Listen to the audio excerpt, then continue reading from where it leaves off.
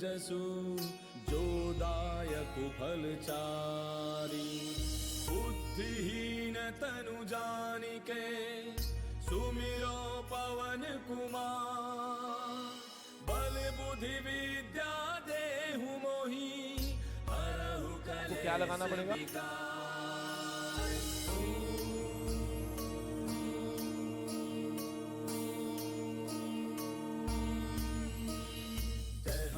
ज्ञान गुण सागर जय कपीस तिहु लोक उजागर। रामदूत अतुलित बलधामा अंजलि पुत्र पवन सुत नामा। महावीर विक्रम बजरंगी कुमति निवार सुमति के संगी। कंचन बरन विराज सुबेसा कानन कुंडल कुंचित केसा। हाथ वज्र और ध्वजा विराजय कांधे मूज जनेऊ साजय। शंकर सुवन केसरी नंदन तेज प्रताप महाजग बंदन। विद्यावान गुणी अति चातुर राम काज करिबे को आतुर। प्रभु चरित्र सुनिबे को रसिया राम लखन सीता मन बसिया। सूक्ष्म रूप धरि सियहि दिखावा विकट रूप धरि लंक जरावा। भीम रूप धरि असुर संहारे रामचंद्र के काज समारे। लाय सजीवन लखन जियाए श्री रघुवीर हर्षि उर लाए। रघुपति कीन्ही बहुत बड़ाई तुम मम प्रिय भरतहि सम भाई। दास बदन तुम रोजस गावे अस कहि श्रीपति कंठ लगावे। सनकादिक ब्रह्मादि मुनीसा नारद सारद सहित अहिसा। जम कुबेर दिगपाल जहांते कवि कोविद कहि सके कहांते। तुम उपकार सुग्रीवहि कीना राम मिलाय राजपद दीना। तुमरो मंत्र विभीषण माना लंकेश्वर भय सब जग जाना। युग सहस्त्र जो जन पर भानु लील्यो ताहि मधुर फल जानू। प्रभु मुद्रिका मेलि मुख माहि जलधि लांघि गयो अचरज नाहि। दुर्गम काज जगत के जेते सुगम अनुग्रह तुमरे तेते। राम दुआरे तुम रखवारे होत न आज्ञा बिनु पैसारे। तब सुख लहै तुम्हारी सरना तुम रक्षक काहू को डरना।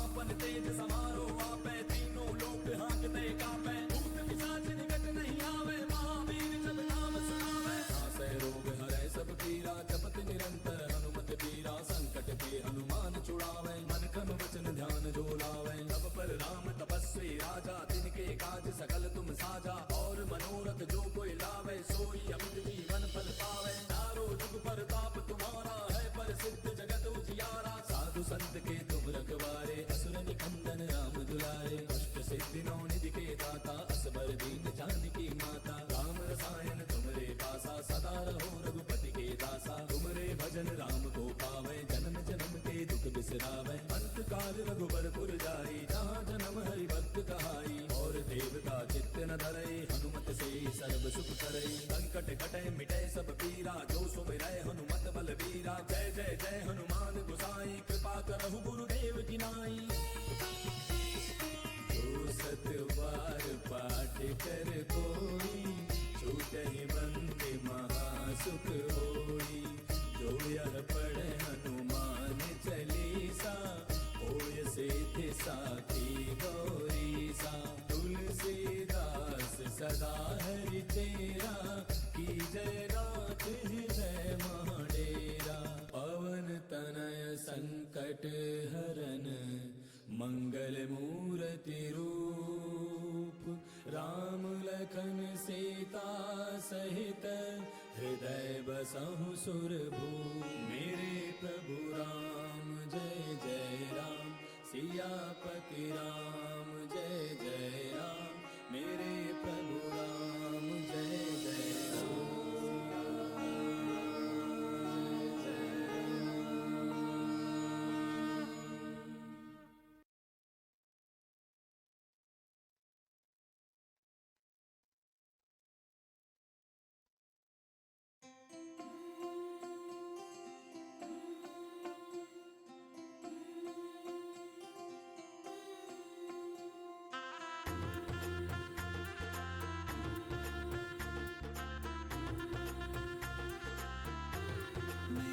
चौखट पे चल के आज चारों धाम आए हैं। बजाओ ढोल स्वागत में मेरे घर राम आए हैं।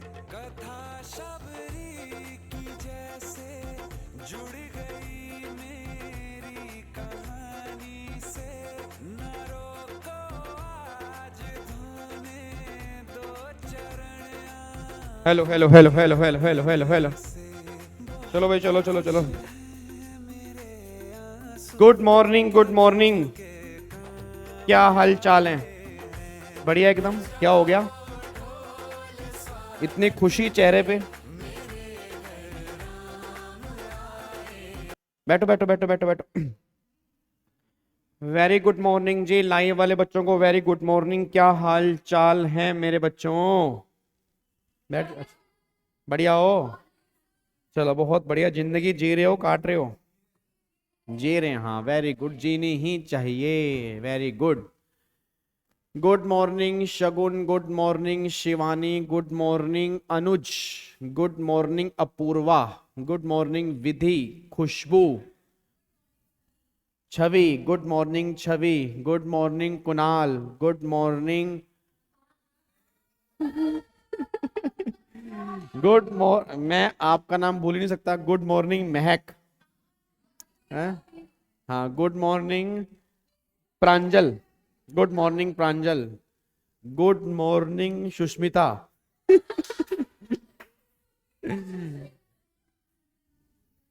हाँ जी, क्या नाम है आपका? मैं नाम नहीं नहीं, मेरे को नाम याद आ रहा है। कुणाल क्या नाम है? पलक, गुड मॉर्निंग पलक, याद आ गया मेरे को। गुड मॉर्निंग पलक। नहीं नहीं नहीं नहीं नहीं, ये तो फलक कह रहा था, फलक। गुड मॉर्निंग,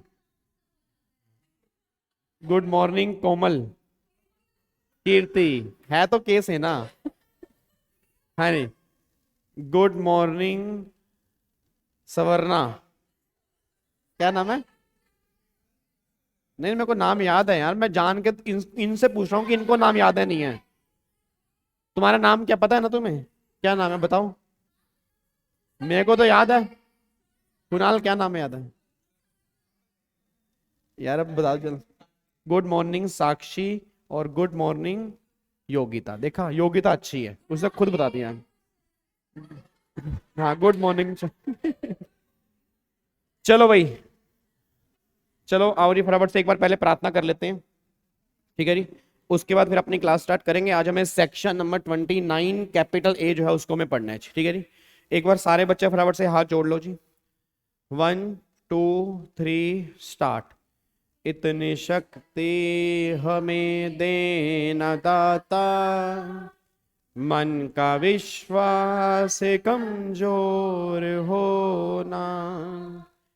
इतनी शक्ति हमें देना दाता, मन का विश्वास कमजोर होना। हम चले नेक रास्ते पे, हमसे भूल कर भी कोई भूल होना।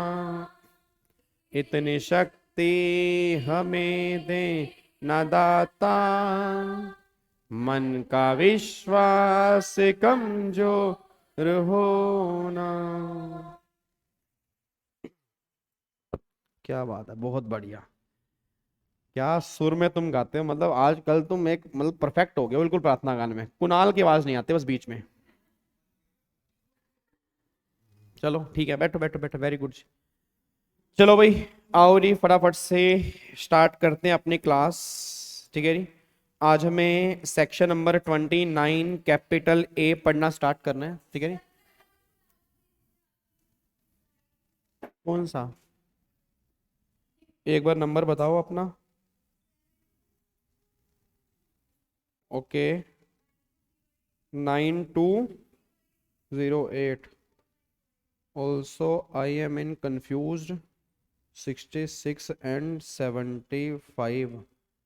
सर प्लीज, हाँ एक बार क्लास के बाद आप मेरे पास आ जाना, बता दूंगा, ठीक है जी। चलो चलो जी, इधर देखो ध्यान से जी। अब प्लीज प्लीज प्लीज बातचीत नहीं। लास्ट क्लास में सेक्शन नंबर 29 तक हमने कंप्लीट कर लिया था जी, ठीक है जी। अब सेक्शन नंबर 1 से लेके 29 हमारे सारे खत्म हो चुके हैं। अब सेक्शन हमें 29 कैपिटल ए आज हमें स्टार्ट करना है। आपको मैंने पहले भी कहा था कि section number 29 capital a most important है, मोस्ट भी नहीं, मोस्ट मोस्ट इंपॉर्टेंट है, ठीक है जी। अच्छा ये एग्जाम के लिए तो इंपॉर्टेंट है ही है, बट अगर आप चेक करोगे ना पूरे आईबीसी में जो सबसे टफ सेक्शन है उसमें सेक्शन 29 कैपिटल ए आपके पहले या दूसरे नंबर पे आ जाएगा। मतलब उसकी आपको पढ़ने में नहीं लग रहा होगा, बट अब आपको पता लगेगा इसकी इंटरप्रिटेशन क्या है। ठीक है ना। देखो इसमें सारे क्लोजेस एक जैसे नहीं है, बस मेन एक क्लोज नंबर सी थोड़ा सा इंपॉर्टेंट है, एक क्लोज नंबर जी थोड़ा सा इंपॉर्टेंट है, बाकी जो क्लोज होंगे वो आपको पढ़ने में बिल्कुल सिंपल लगे होंगे। ठीक है नहीं। बट अब सुनना ध्यान से, इसकी इंटरप्रिटेशन बहुत जरूरी है। याद है आपको एक सेक्शन मैंने कहा था, सेक्शन नंबर हमारा था, section number I think section number था मेरे ख्याल से 11, सेक्शन नंबर 11, जिसके अंदर मैंने कहा था कि कौन सीआईआरपी इनिशिएट नहीं कर सकता। तो सेक्शन 11 में कुछ ना कुछ हमें पढ़ने में लग रहा था कि लॉ मेकर से कुछ ना कुछ मिस्टेक्स हुई हैं। तो सेक्शन 29 कैपिटल ए जो है ना वो भी थोड़ा कॉन्ट्रोवर्शियल है, मतलब प्रैक्टिकल लाइफ में इसमें काफी सारे केस लॉ भी हैं। उसका रीजन है कि जिस तरह से हम पढ़ेंगे, अगर इसकी लैंग्वेज के बेस पे पढ़ें तो उसकी लैंग्वेज कुछ अलग कहती है बट इंटरप्रिटेशन कुछ अलग निकलती है। ठीक है, तो वो सारी बातें हम क्लास में डिस्कस करेंगे, बट है ये इंपॉर्टेंट। सीआर के अंदर भी बन सकता है, आईपीसी के अंदर बनेगा, बट मैं कह रहा हूं बने ना बने इससे हमारी इंटरप्रिटेशन जरूर चेक होगी कि हम लोगों को किस तरह से पढ़ सकते हैं। और जितने भी लोग आईबीसी आज तक पढ़े होंगे आपने उनसे एक बात सुनी होगी कि 29 कैपिटल है, इंपॉर्टेंट भी है और टफ भी है, बट हम इसको बहुत ध्यान से पढ़ेंगे। और 29 कैपिटल ए के बाद आपको ये लगेगा कि सबसे आसान सेक्शन था, बट प्रोवाइडेड अगर हमने इसको बहुत ध्यान से पढ़ा है। ठीक है जी, चलो अब स्टार्ट करते हैं। एक बार सेक्शन नंबर 29 कैपिटल ए क्या कहना चाहता है जी। एक बार सेक्शन नंबर 29 कैपिटल की हेडिंग पढ़ते हैं। हेडिंग क्या लिखी है? हेडिंग यहाँ पे लिखी है person not eligible to be resolution applicant. अब एक बात मेरे को सोच के बताओ जी, अब person not eligible to be resolution applicant इसका मतलब क्या निकल के आ रहा है, पहले वो सुनो। देखो अभी तक जो भी हमने सेक्शन किया ना उसके अंदर हमने क्या बोला कि भाई एक कंपनी है, एक कॉर्पोरेट डेटर है, उसने डेट लिया हुआ था, उसने डिफॉल्ट कर दिया, वो डिफॉल्ट 1 करोड़ या उससे ज्यादा का है। फिर वो चला गया इंसॉल्वेंसी में, इंसॉल्वेंसी में गया तो आईआरपी अपॉइंट हुआ। फिर आईआरपी की ड्यूटीज है, आईआरपी के राइट्स हैं। फिर आईआरपी ने सीओसी बनाई, सीओसी ने आरपी को अपॉइंट किया। फिर आरपी की ड्यूटीज हो गई, आरपी की रिस्पॉन्सिबिलिटीज हो गई। फिर मैंने कहा था अब क्या होगा, इस कंपनी को कोई खरीदने के लिए सामने आएगा तो फिर हम क्या करेंगे, याद करो, इनवाइट करेंगे, एक्सप्रेशन ऑफ इंटरेस्ट कि कौन कौन इसको खरीदना चाहता है। फिर मैंने कहा था कि वो आरपी क्या करेगा, एक इंफॉर्मेशन मेमोरेंडम तैयार करके देगा कि भैया इस कंपनी का कंप्लीट इंफॉर्मेशन जो है वो ये है, इसके बेस पे आप काम कर सकते हो, जो भी इंटरेस्टेड होगा इस कंपनी को लेने में। अब मेरा पूरी क्लास से क्वेश्चन है, मान लो एक कंपनी है, एग्जांपल लेते हैं, फॉर एग्जांपल मान लो भूषण स्टील। अब भूषण स्टील आप सब जानते हो जब आईबीसी स्टार्टिंग में आया तो काफी सारी कंपनी आईबीसी में गई थी, उसमें से भूषण स्टील भी एक कंपनी थी। और भूषण स्टील को आईबीसी में ही एक्वायर किया था टाटा स्टील ने। अब टाटा स्टील को एक्वायर कर लिया भूषण स्टील ने। आज भी अगर आप चेक करोगे शेयर मार्केट में, अगर आप मार्केट में जाओ तो वहां पे टाटा स्टील बीएसएल के नाम से एक शेयर दिखता है, तो भूषण स्टील लिमिटेड का है। कि जब टाटा स्टील ने बीएसएल को एक्वायर किया उसके बाद वो कंपनी किसकी हो गई, टाटा स्टील की हो गई। अब क्वेश्चन मेरा ये है, जैसे मान लो भूषण स्टील ना मार्केट में बिकने को तैयार खड़ी है। अब भूषण स्टील मार्केट में बिकने को तैयार खड़ी है तो रेजोल्यूशन प्रोफेशनल कह रहा है बताओ जी कौन कौन इसको लेने में इंटरेस्टेड है। तो टाटा स्टील कहता है जी इसको लेने में, फॉर एग्जांपल मान लो टाटा स्टील ने बोला जी मैं इंटरेस्टेड हूं, मैं इसके 30,000 करोड़ रुपए देने को तैयार हूं।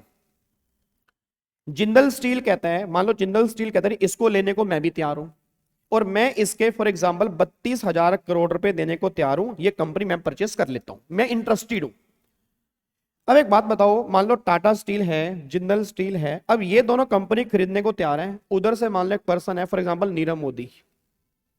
अब नीरव मोदी कहते हैं जी मैं भी इसको खरीदना चाहता हूं और खरीदना चाहता हूं फॉर एग्जांपल 40,000 करोड़ रुपए देने को तैयार हूं। विजय माल्या कहता है मैं भी इसको खरीदना चाहता हूं, इसके मैं 30,000 करोड़ रुपए मैं देने को तैयार हूं।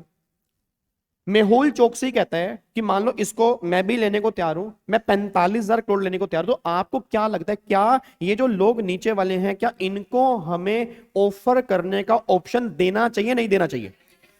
ये तो खुद ही डिफॉल्टर है भाई। अगर ये खुद डिफॉल्टर ना होते तो अपनी कंपनी ही चला लेते ना।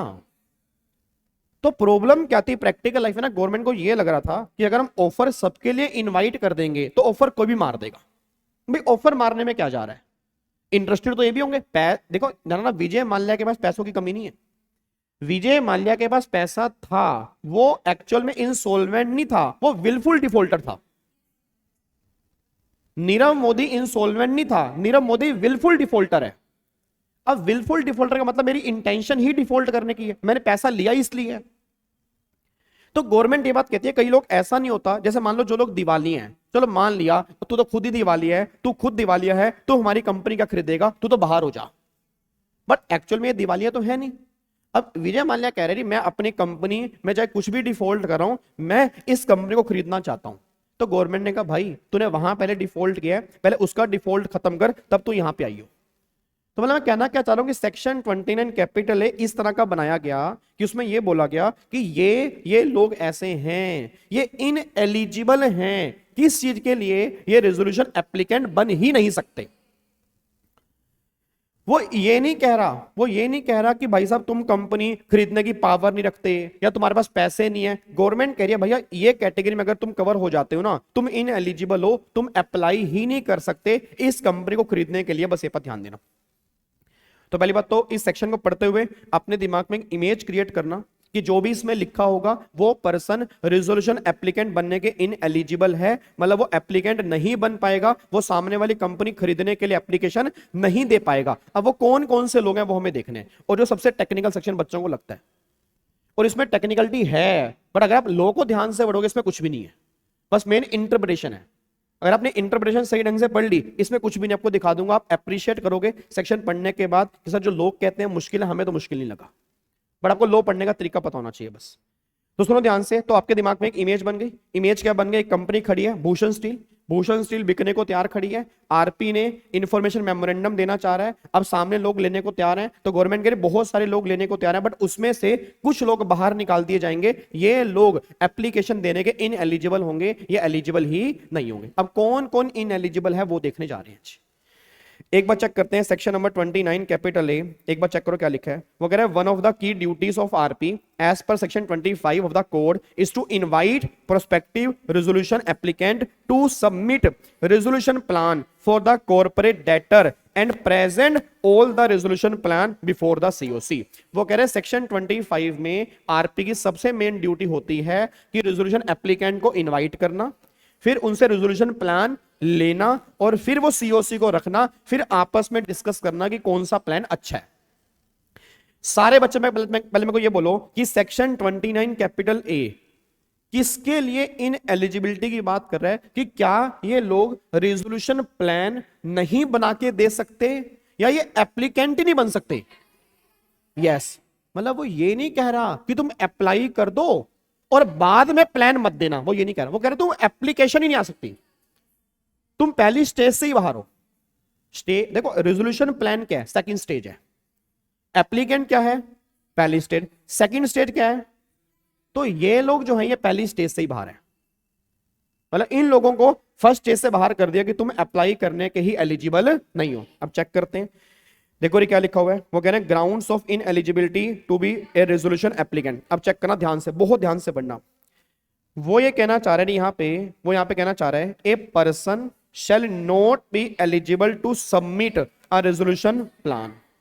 अच्छा, अब अगर आप ध्यान से पढ़ना, ऊपर हेडिंग क्या कह रही है?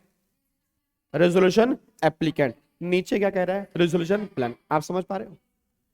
आपको मैंने पहले ही कहा था कि 29A में कहीं ना कहीं इश्यूज आएंगे।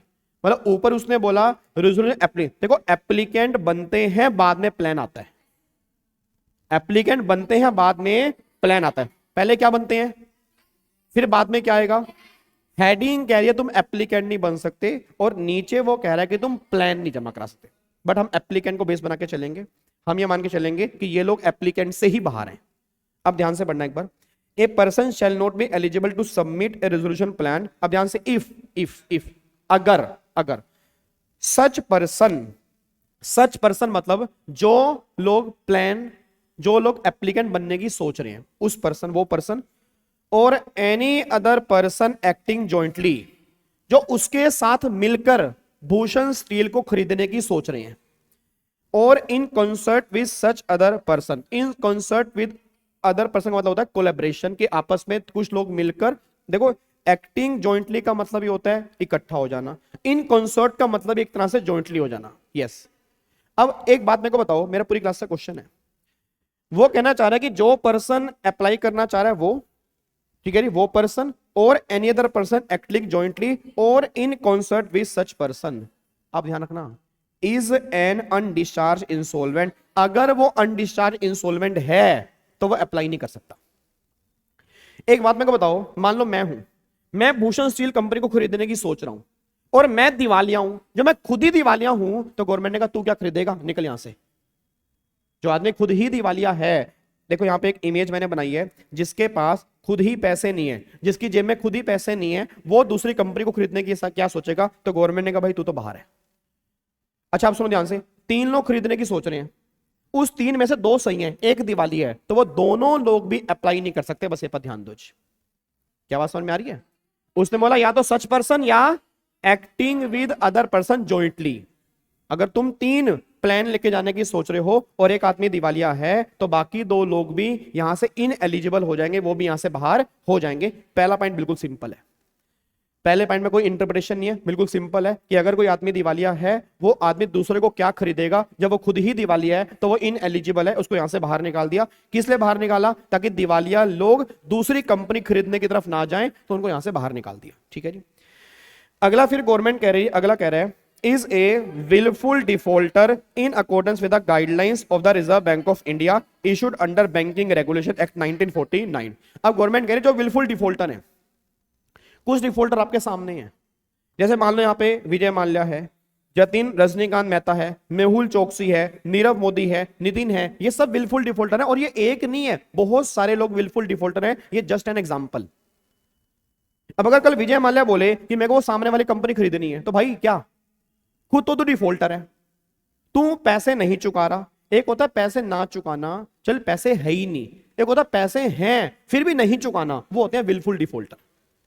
तो गवर्नमेंट ने कहा देख अगर पैसे है ही नहीं, खत्म, जेब में खाली, तो इंसॉल्वेंट, तू पहले केस से बाहर हो गया। पैसे हैं, तू जानबूझ के चुकाना नहीं चाह रहा, दूसरे केस से बाहर हो गया, तू विलफुल डिफॉल्टर है, तू भी वो सामने वाली कंपनी के लिए अप्लाई नहीं कर पाएगा। बस ये पर ध्यान दो।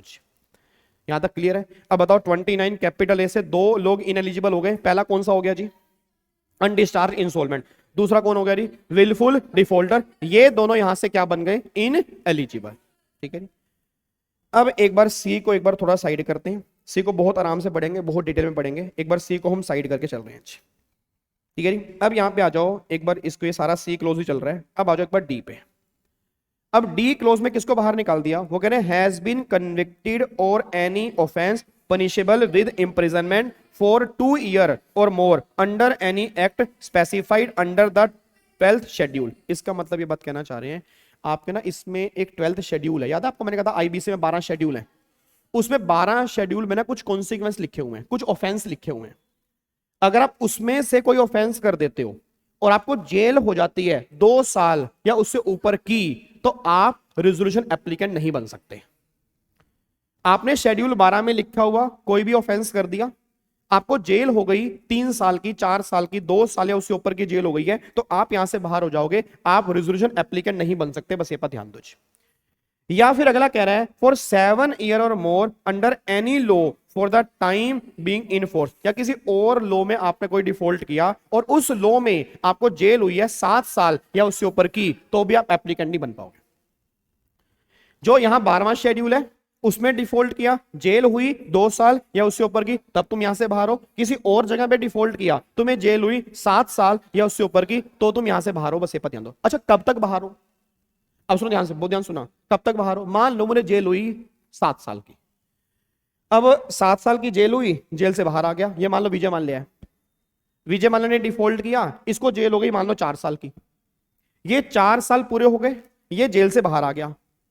अब जैसे ही जेल से बाहर आया, अब ये चाहता मैं भूषण स्टील खरीद लूं, तो गवर्नमेंट कहती है 2 साल का कूलिंग पीरियड अभी और है, 2 साल का कूलिंग पीरियड अभी और है। मतलब कहने को वो 2 साल है, 2 + 2 4 हो गए एक तरह से, ऐसे 7 + 2 9 साल हो गए। बस ये पर ध्यान दो। और जितने साल की भी जेल हुई है उतने साल में 2 साल बस जोड़ देना। बस ये पर ध्यान दो। और ये बात मैं नहीं कह रहा, नीचे लिखी है देखो, वो कह रहा है provided that this clause shall not apply to a person after the expiry of period of 2 year from the date of his release from imprisonment. जिस दिन वो इंप्रिजनमेंट से रिलीज हुआ वहां से 2 साल के बाद ये क्लोज एप्लीकेबल नहीं होगा, मतलब 2 साल तक ये क्लोज लगेगा। क्या मेरी बात समझ में आ रही है? कोई दिक्कत तो नहीं है? अच्छा एक बात मेरे को बताओ, क्या यहाँ पे जेल 2 साल की फिक्स की हुई है या 2 साल या उससे ऊपर भी हो सकती है? क्या जेल 7 साल की फिक्स है या उससे ऊपर भी हो सकती है? अगर मेरे को 3 साल की जेल हुई तो 3 + 2 5 साल। अगर मेरे को 4 साल की हुई 4 + 2, और अगर किसी और लो में डिफॉल्ट किया 8 साल की जेल हुई 8 + 2, अगर मेरे को 10 साल की जेल हुई 10 + 2 12।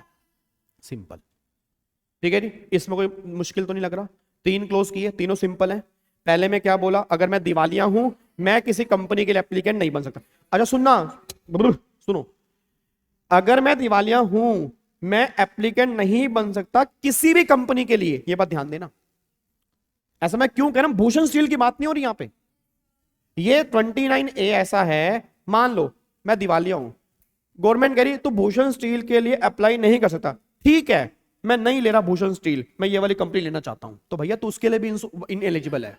आप समझ रहे हो ना, ये इन एलिजिबिलिटी सबके लिए है, जो भी कंपनी बिकने को तैयार खड़ी है उन सबके लिए तुम इन एलिजिबल हो, बस ये बात ध्यान दो।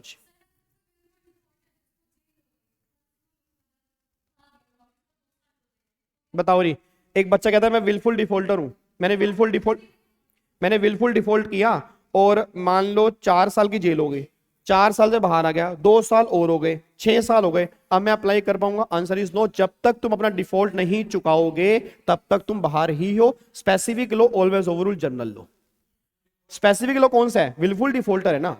अब बच्चा कह रहा उसी के लिए तो जेल हुई थी, 4 साल की जेल हो गई, अब गवर्नमेंट ये बात कह रही है 2 साल और 6 साल हो गए, तो गवर्नमेंट फिर भी ये बात बोलेगी विलफुल डिफॉल्टर मतलब आपने डिफॉल्ट किया, डिफॉल्ट चुका दो, अप्लाई कर लो।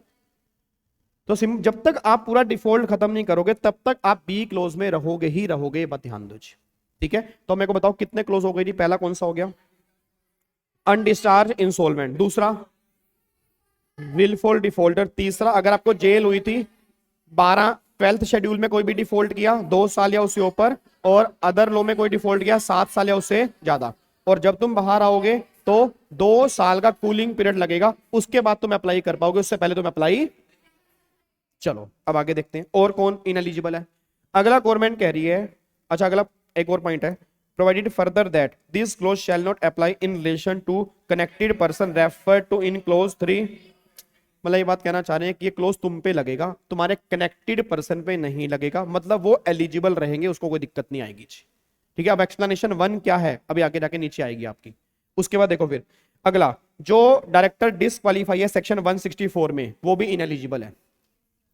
164 आपने पढ़ा होगा कंपनीज एक्ट में, कि जो डायरेक्टर मान लो वही इंसॉल्वेंट है, जो पागल है दिमाग से, ठीक है, जिसको जेल भी हुई है वहां पे, तो वहां पे मतलब कहना क्या चाह रहा हूं, जो 164 में क्लोज आ रहे हैं, अगर तुम 164 में कवर हो जाते हो तो तुम आईबीसी कोड में इन एलिजिबल हो, तुम अप्लाई नहीं कर सकते, बस ये पर ध्यान दो। क्या मेरी बात समझ में आ रही है? तो ये भी बाहर हो गया, ये भी सिंपल है।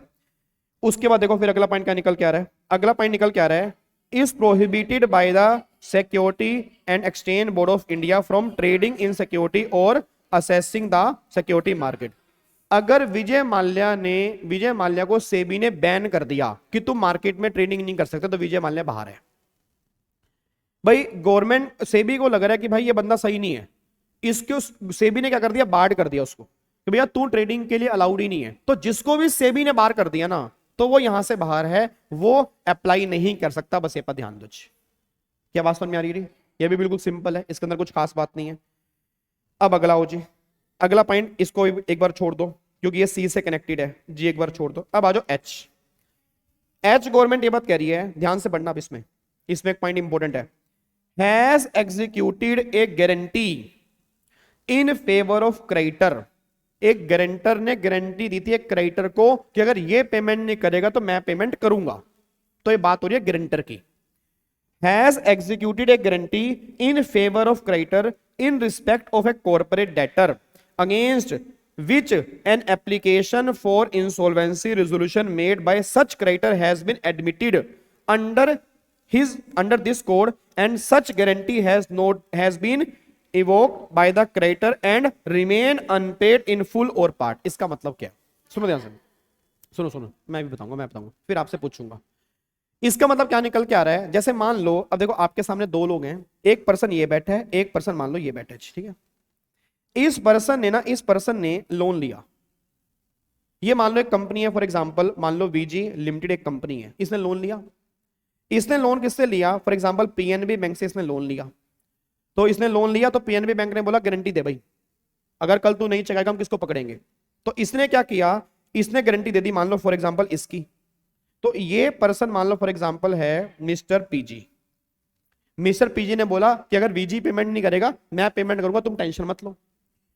अब इसने वीजी लिमिटेड ने क्या कर दिया, डिफॉल्ट कर दिया। डिफॉल्ट कर दिया तो ये बैंक जो है इसको घसीट के एनसीएलटी के पास ले गया, आईबीसी में ले गया।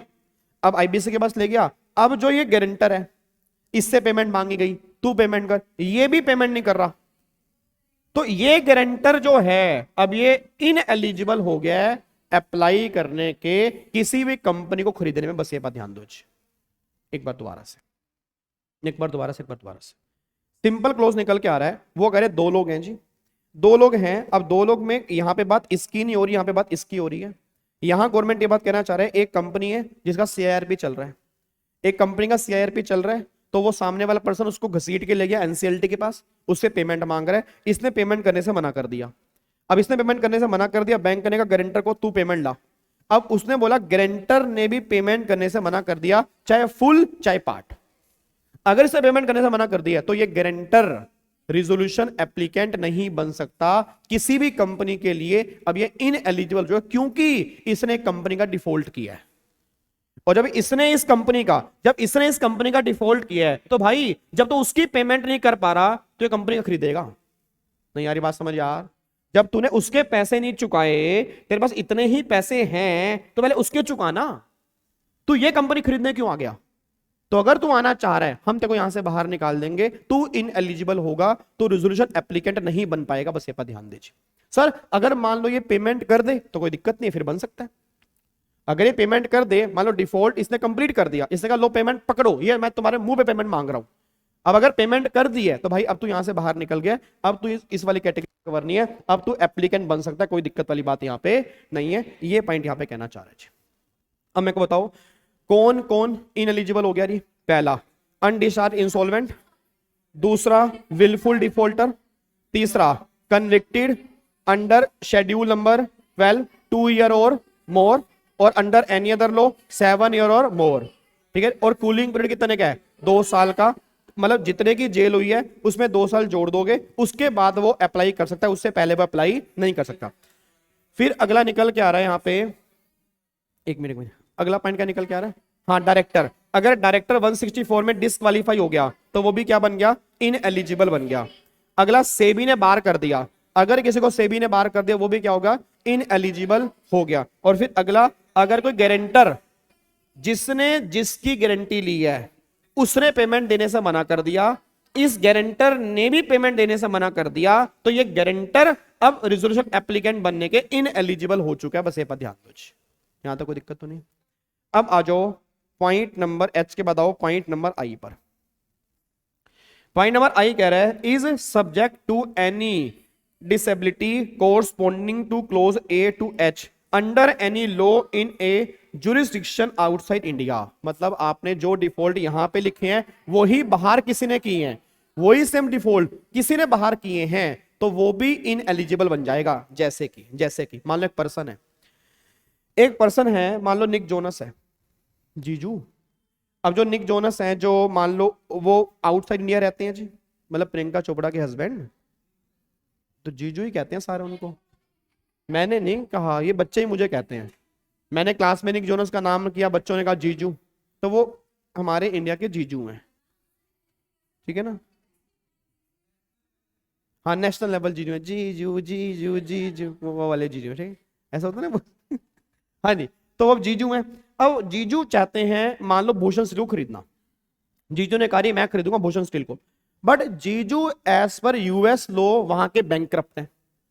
मान लेते हैं कि वहां की गवर्नमेंट ने कहा भाई तू बैंकक्रप्ट है, तू अनडिस्चार्ज इंसॉल्वेंट है, तो अब जीजू बाहर के लॉ में बैंकक्रप्ट है, तो वो इंडिया के अंदर भी रेजोल्यूशन एप्लीकेंट नहीं बन सकते। वो ये बात कहना चाह रहे हैं कि जो डिफॉल्ट आपने यहां पे किए हैं वो सेम डिफॉल्ट जो हैं वो आउटसाइड इंडिया भी एप्लीकेबल हो जाएंगे। अगर आप बाहर भी इनमें से किसी भी क्लोज में कवर हो रहे हो तो यहां पर तुम कवर मान लिए जाओगे, तुम इनएलिजिबल बन जाओगे। बस ये पर ध्यान दो, ठीक है जी। आपने बाहर कोई विलफुल डिफॉल्ट किया, आप बाहर दिवालिया बन गए, ठीक है। आपके बाहर जो स्टॉक एक्सचेंज है उसने आपको बैन कर दिया तो आप यहां पर भी इनएलिजिबल माने जाओगे, बस ये पर ध्यान दो। तो जो यहां पे डिफॉल्ट माने गए हैं वही सेम डिफॉल्ट बाहर वालों के लिए एप्लीकेबल होंगे, तो वो किस में आ जाएंगे, इनएलिजिबिलिटी में आ जाएंगे।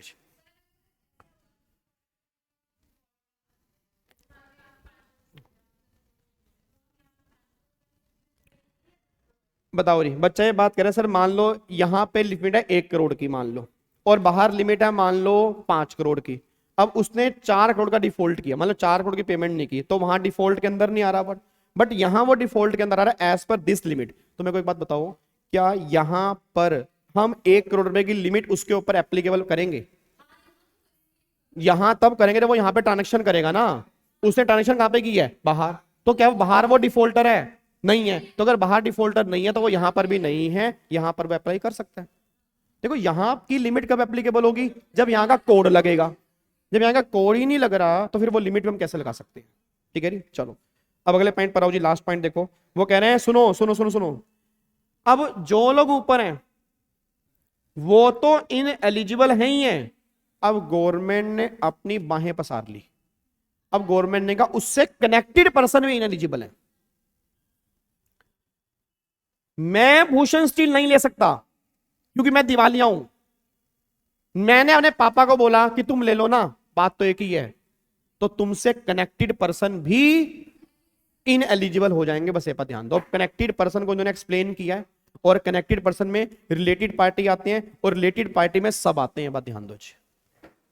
बट रिलेटेड पार्टी में वो नहीं आएगा। याद है एक पॉइंट हमने पहले किया था, अगर किसी कंपनी ने अपने डेट को इक्विटी में कन्वर्ट करवा लिया तो वो रिलेटेड पार्टी में कवर नहीं होते, वो पॉइंट यहां पर भी है। और रिलेशन तुम सब जानते हो, रिलेशन पास्ट प्रेजेंट सबका चेक करते हैं, सुप्रीम कोर्ट की जजमेंट थी। तो वही सेम बात यहां है, मेरे ये पहले पापा थे।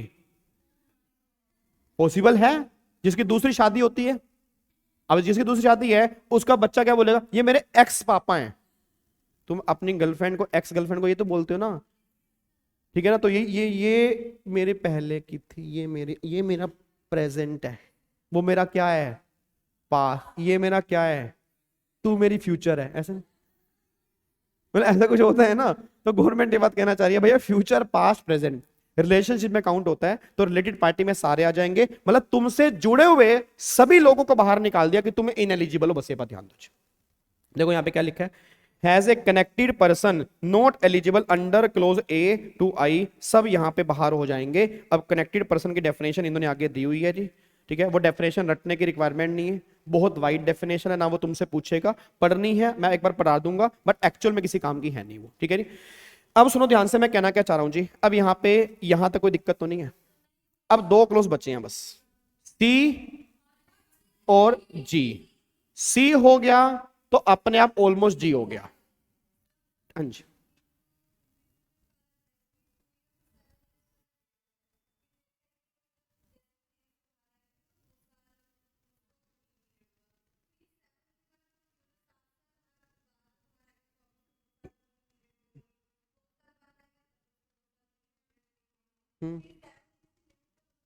नहीं नहीं नहीं नहीं, जो 2 साल सुनो, तो 2 साल की लिमिट है ना ऊपर वाली, वो है शेड्यूल 12 के डिफॉल्ट में।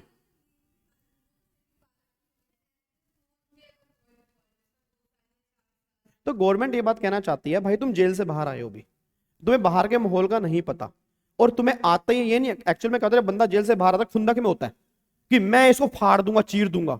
तो गवर्नमेंट ने कहा भाई 2 साल वेट करो, रेस्ट करो, हम तुम्हें 2 साल तक कुछ भी करने नहीं देंगे, चाहे तुम 2 साल का जेल काट के आए हो चाहे तुम 7 साल की जेल काट के आए हो। तो गवर्नमेंट ने 2 साल की लिमिट फिक्स रखी हुई है दोनों के लिए, ऊपर के लिए और नीचे के लिए भी।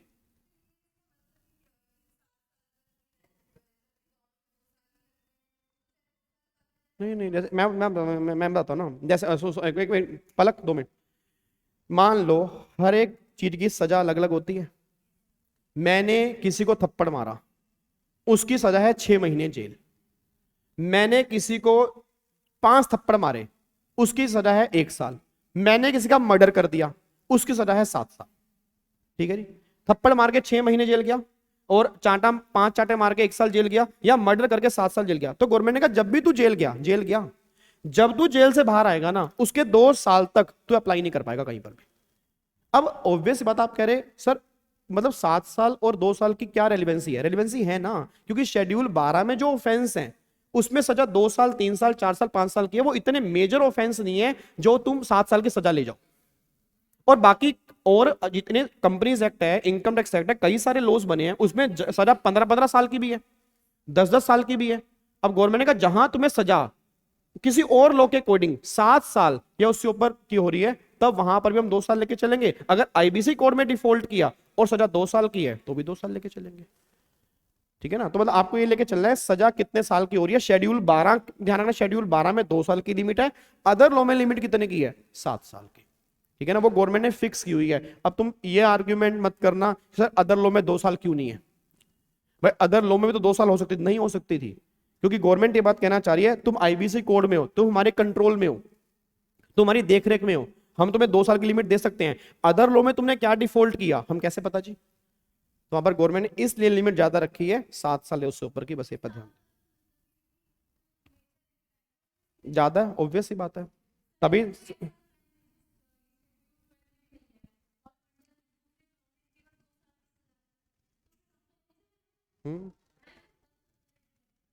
हाँ वो तो ऑब्वियस ही बात है।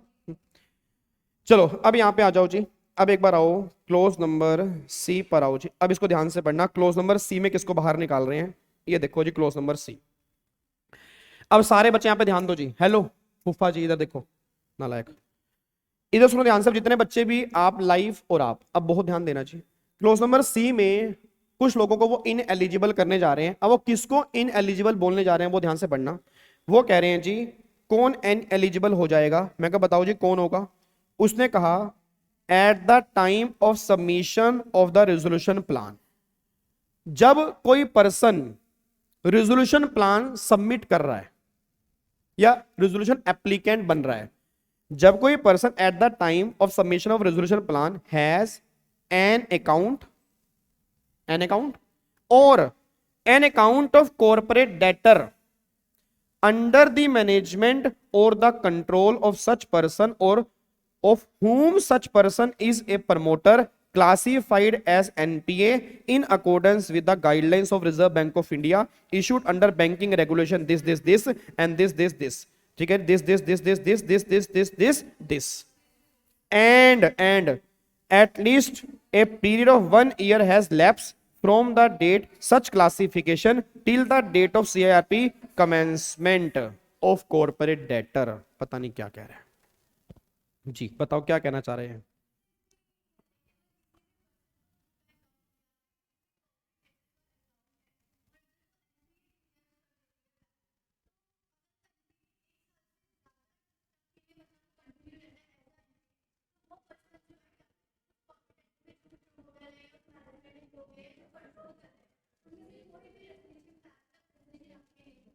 चलो चलो मैं कुछ केस आपके सामने रखता हूं, मैं कुछ केस आपके सामने रखूंगा, आप मुझे बताना कि वो क्लोज नंबर सी में फॉल कर रहे हैं नहीं कर रहे जी। ठीक है, इधर देखो ध्यान से, इधर देखो। अब क्लोज सी ध्यान रखना जी, क्लोज सी की इंटरप्रिटेशन बहुत जबरदस्त है। मैं आपको बता रहा हूं आधी जनता गलत इंटरप्रिटेशन ले रही है और आधी जनता को पता ही नहीं है क्लोज सी एक्चुअल में है क्या।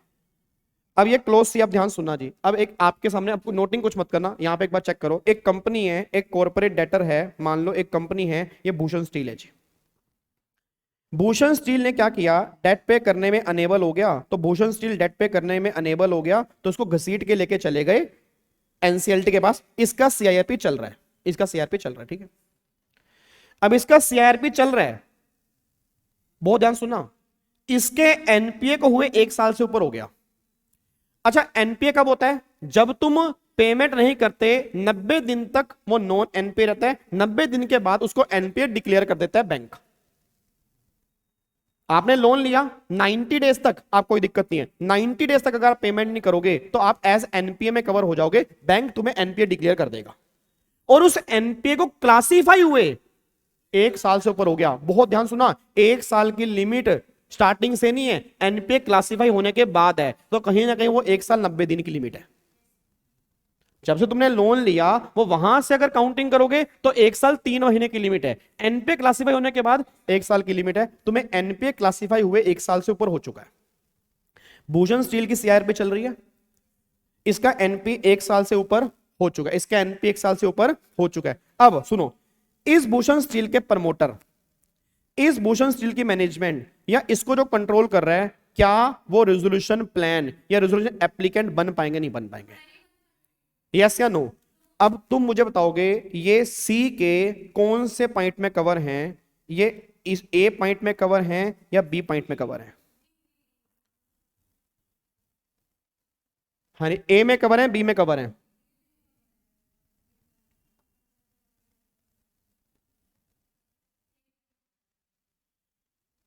चलो कोई बात नहीं, आओ, आपको ये तो क्लियर हो गया नहीं बन पाएंगे। अब ठीक है ठीक है ठीक है ठीक है, कोई बात। अब आ रहा दूसरा, अब भूषण स्टील को खरीदने के लिए जिंदल स्टील आई। जिंदल स्टील कहती मैं खरीदूंगी भूषण स्टील को, और जो खरीदने के लिए आई उसके खुद के एनपी हैं, जो खरीदने के लिए आ रही है उसके खुद के एनपी हैं और उसको भी 1 साल से ऊपर हो चुका है, तो क्या वो रेजोल्यूशन एप्लीकेंट या रेजोल्यूशन प्लान जमा करवा सकती है? यस या नो? चलो देखते हैं। सुनो सुनो सुनो सुनो सुनो, क्लियर हो गया वाला पॉइंट? अब ध्यान सुना, जिंदल स्टील के प्रमोटर, जिंदल स्टील के मैनेजमेंट, जिंदल स्टील को जो कंट्रोल कर रहा है, ये तीनों कहते हैं तू तो नहीं करवा सकता, तू तो नहीं करवा सकता, हम इस कंपनी को खरीदना चाहते हैं, क्या हम करवा सकते हैं? क्या हम करवा सकते हैं? चलो, एक इंडिविजुअल है, एक पर्सन है, कहता मैं खरीदूंगा भूषण स्टील को, और जो इंडिविजुअल खरीदना चाह रहा है भूषण स्टील को, उसके खुद के एनपीए को 1 साल से ऊपर हो गया, क्या वो रेजोल्यूशन एप्लीकेंट बन पाएगा? अब सुनो ध्यान से, अब मैं इसलिए कह रहा हूं क्योंकि एक्चुअल में इसकी इंटरप्रिटेशन ही बहुत जरूरी है। बस मैंने बहुत सारी वीडियोस देखी हैं और बहुत सारे वीडियो में मुझे कुछ समझ नहीं आया कि मैंने क्या देखा है, क्योंकि जब ये क्लोज आता है ना तो क्लोज खत्म ही हो जाता है, आया और खत्म हो गया। क्योंकि एक्चुअल में अगर आप इसको ध्यान से पढ़ोगे ना, इसकी बहुत डेप्थ है सर। और ये सुनो ध्यान से, पहले ये सुनो फाइनेंस मिनिस्ट्री ये क्लोज लेकर क्यों आई थी, पहले उसकी इंटेंशन सुनो, फिर इसकी बात करेंगे। एक्चुअल में जब जेटली जी थे, जब ये क्लोज नंबर सी लेकर आए, तो जेटली जी का ना बहुत जबरदस्त मूव था, ये बहुत जबरदस्त मूव था क्लोज नंबर सी को लेकर आना। उन्होंने जब ये आया तो उन्होंने कहा कि एक्चुअल में ना हमारे सामने कई केसेस आ रहे हैं, जैसे मान लो अब एक कंपनी आईबीसी में चली गई, अब कंपनी आईबीसी में चली गई तो प्रमोटर के यहां से कंपनी निकल गई, अब प्रमोटर के यहां से कंपनी किसके पास आ गई? आईआरपी के पास, फिर आईआरपी से सीओसी, सीओसी ने अपॉइंट कर दिया आरपी। अब प्रमोटर को डर लग रहा है जिस कंपनी को हमने इतनी जोर से खड़ा किया, इतनी शिद्दत से खड़ा किया, वो कंपनी का कंट्रोल निकलता जा रहा है। अब ठीक है गलती हो गई, गलती किससे नहीं होती, बट कंपनी का कंट्रोल ही चला गया। अब मैं इस कंपनी को दोबारा से लेना चाहता हूं, अब मैं इस कंपनी को दोबारा से लेना चाहता हूं। फिर वो क्या करते थे? रेजोल्यूशन एप्लीकेंट बनके इस कंपनी को एक्वायर करते थे। ये चलता था इस तरह से कि प्रमोटर अपनी कंपनी को एक्वायर करने का तरीका ढूंढते थे। क्या तरीका ढूंढते थे? कि बाद में जब वो अप्लाई करना होता था रेजोल्यूशन प्लान, तो उस टाइम पहुंच जाते थे कि हम अपनी कंपनी को खरीदना चाहते हैं। तो गवर्नमेंट ने इस चीज को रोकने के लिए यहां पे 29A इंसर्ट किया और क्या लिखा? भाई जिस कंपनी को तू खरीदना चाह रहा है उसके एनपीए को 1 साल से ऊपर हो चुका है, तू उसका प्रमोटर है, तू इस कंपनी को नहीं खरीद सकता। वैसे तू खरीद सकता है, हमें कोई दिक्कत नहीं है, तो अपनी कंपनी खरीद ले, तो अपनी कंपनी खरीद ले। बट अगर जो तू कंपनी खरीद रहा है उस कंपनी के एनपीए को 1 साल से ऊपर हो चुका है, तो हम तुझे इन एलिजिबल कर देंगे, तू यहां पे अपनी कंपनी को दोबारा से परचेज नहीं कर पाएगा। बस ये पर ध्यान दे, इसलिए प्रमोटर को यहां से बाहर निकाला गया। अब मैं बोलूंगा, अभी कुछ टाइम तक मैं बोलूंगा, फिर आपके डाउट लूंगा। अब क्वेश्चन ये आया कि बच्चा कहता है कि सर चलो ठीक है, अब ये बाहर हो गया, ठीक है, अब ये प्रमोटर अपनी कंपनी खरीद नहीं पाएगा क्योंकि इसके एनपीए जो है वो 1 साल से ऊपर है। अच्छा, बच्चा कहता है सर अगर मान लो इसके एनपीए को हुए 1 साल नहीं हुआ, तो मान लो भी 6 महीने हुए हैं, तो प्रमोटर खरीद ले, कोई दिक्कत नहीं है। तो गवर्नमेंट कह रही है प्रमोटर में कोई दिक्कत नहीं है, प्रमोटर अपनी कंपनी वापस खरीद ले, हमें कोई दिक्कत नहीं, बट वो तब खरीदेगा जब हम प्लान अप्रूव भी करेंगे। ऑब्वियसली बात है ना, वो तो अभी अप्लाई कर सकता है, हमें अच्छा लगेगा उसका प्लान तो हम उसको कंपनी दे देंगे, नहीं तो फिर बाकी और लोग खड़े हैं उनको दे देंगे। बट हाँ, तो अप्लाई करने के एलिजिबल हो जाएगा अगर एनपीए उसके 1 साल से कम है।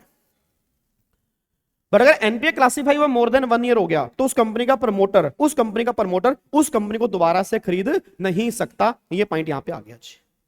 अब क्वेश्चन ही आया कि चलो ये तो नहीं खरीद सकता। अब एक कंपनी खरीदना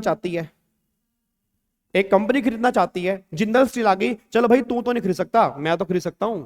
उसके भी एनपीए को 1 साल से ऊपर हो गया। अब एक्चुअल में क्या था, क्लोज नंबर सी के अगर आप चेक करोगे वो इस पॉइंट में नहीं आ रहा। सर इस पॉइंट में कौन आ रहा है? इस पॉइंट में वो आ रहा है एक कॉर्पोरेट डेटर जिसका अकाउंट एनपीए बन चुका है, 1 साल से ज्यादा हो चुका है। उस कॉर्पोरेट डेटर का प्रमोटर मैनेजमेंट वो यहां से बाहर है, यहां पे ये जिंदल स्टील बाहर नहीं हो रही। आप ध्यान से चेक करो, जिंदल स्टील बाहर नहीं हो रही। जिंदल स्टील के ध्यान सुना, जिंदल स्टील के प्रमोटर यहां से बाहर हो सकते हैं। जिंदल स्टील के जब बच्चा कहता है सर ये बात समझ में नहीं आ रही कि जो ये कंपनी है आप इसको यहां पे कैसे कर रहे हो, क्योंकि यहां तो भूषण स्टील कवर है। भाई पॉइंट नंबर 2 में तो लिखा हुआ है corporate debtor. Corporate debtor means क्या होता है? ऐसा कॉर्पोरेट पर्सन जिसने डेट लिया हुआ है, ऐसा कॉर्पोरेट पर्सन जिसने डेट लिया हुआ है। वही तो होता है ना, हमने पढ़ा ना डेफिनेशन। तो कॉर्पोरेट पर्सन जिसने क्या लिया हुआ है? डेट। क्या जिंदल स्टील कॉर्पोरेट पर्सन है? इसने मान लो डेट लिया हुआ है, तो ये क्या बन जाएगा? कॉर्पोरेट डेटर है। ये तो भाई कॉर्पोरेट डेटर तो कोई भी बन सकता है ना। उसके बाद वो डिफॉल्ट करेगा, उसको सीआईआरपी स्टार्ट हो जाएगा। कॉर्पोरेट डेटर बनने के लिए डिफॉल्ट होना जरूरी नहीं है। कॉर्पोरेट डेटर की डेफिनेशन में लिखा था कि अगर तुम कॉर्पोरेट पर्सन हो, आपने डेट लिया हुआ है, आप क्या बन जाओगे? कॉर्पोरेट डेटर बन जाओगे। बस ये पर ध्यान दो। फिर अगर आपने डिफॉल्ट किया हुआ है तो आपके अगेंस्ट सीआईआरपी स्टार्ट हो जाएगी, सेक्शन 4-77 कैपिटल ए। ठीक है जी। अब एक ये कॉर्पोरेट पर्सन है, इसने कोई डेट वेट लिया हुआ है, ये कॉर्पोरेट डेटर है। अब ये कॉर्पोरेट डेटर ये कंपनी इसको खरीदना चाह रही है। इसके खुद का अकाउंट एनपीए 1 साल से ऊपर हो चुका है, तो आप चेक करो ये इसमें कवर नहीं हो रही बट इस पॉइंट में कवर हो रही है। तो एन अकाउंट इसलिए जुड़ा कि वो पर्सन जो कंपनी खरीदने जा रहा है उसके खुद का अकाउंट एनपीए हुए 1 साल से ऊपर हो चुका है, वो भी बाहर है। और जो कंपनी खरीदने जा रहा है उसके डायरेक्टर, प्रमोटर, मैनेजमेंट वाले वो भी यहां से बाहर है, वो भी इनएलिजिबल होंगे, वो भी रेजोल्यूशन एप्लीकेंट नहीं बन सकते जी। क्या बात समझ में आ रही मैं कहना क्या चाह रहा हूं? अब एक बात मेरे को बताओ, यहां पे ध्यान सुनना। सारे बच्चे अब क्लोज बताते रहना कौन कौन से लगेंगे। ये भूषण स्टील है, इसने डिफॉल्ट कर दिया, इसका सीआईआरपी चल रहा है, एनपीए को हुए 1 साल से ऊपर हो गया। आपने बोल देना इसके प्रमोटर, इसके मैनेजमेंट, इसके कंट्रोल मतलब समझ गए? कंट्रोल मतलब जैसे मान लो होल्डिंग सब्सिडरी कंट्रोल हो गया, ठीक है नी। और मैनेजमेंट में कौन आ गया? मान लो बोर्ड ऑफ डायरेक्टर आ गए। और यहां पे प्रमोटर में उसके प्रमोटर आ गए जो कंपनी के ओनर है एक तरह के। अब ध्यान सुना, भूषण स्टील का प्रमोटर, मैनेजमेंट, कंट्रोल क्या भूषण स्टील के अगेंस्ट रेजोल्यूशन एप्लीकेंट बन सकता है अगर भूषण स्टील का एनपी 1 साल से ऊपर हो गया? यस या नो? नहीं। कहां से बाहर निकाला तुमने इसको? ये बताओ। ए से बाहर निकाला, बी से बाहर निकाला? बी से बाहर निकल गया, बी से बाहर निकल गया। अब अगले पॉइंट पे आ जाओ। अब एक दूसरी कंपनी जिंदल स्टील कहती है मैं खरीदूंगी भूषण स्टील को, जिंदल स्टील कहती है मैं खरीदूंगी भूषण स्टील को, और जिंदल स्टील के खुद के एनपीए को 1 साल से ऊपर हो चुका है। क्या जिंदल स्टील भूषण स्टील के लिए रेजोल्यूशन प्लान अप्लाई कर सकती है? तो ये कहां से बाहर हो गई? क्लोज नंबर ए से बाहर हो गई। ठीक है। अब सुनो। अब जिंदल स्टील के प्रमोटर, जिंदल स्टील के मैनेजमेंट और कंट्रोल ये चाहते हैं कि भाई तुम कंपनी तो नहीं उसको खरीद सकती, बट हम एज ए प्रमोटर उसको रेजोल्यूशन प्लान देना चाहते हैं। क्या ये दे सकते हैं? नहीं दे सकते। ये भी बाहर हैं, ये भी क्लोज नंबर बी से बाहर हैं।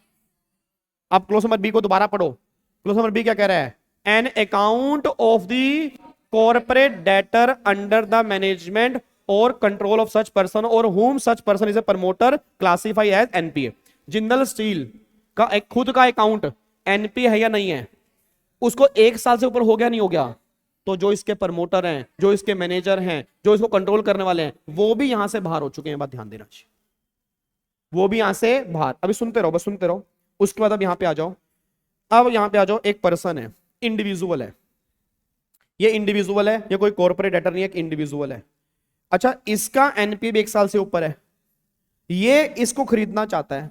तो अगर ये खरीदना चाहता है तो क्या ये खरीद पाएगा? नहीं। ये किस में कवर हो गया? पॉइंट नंबर ए में कवर हो गया। ये बात ध्यान, ओन अकाउंट में कवर हो गया। अब बताओ क्या कहना चाह रहे?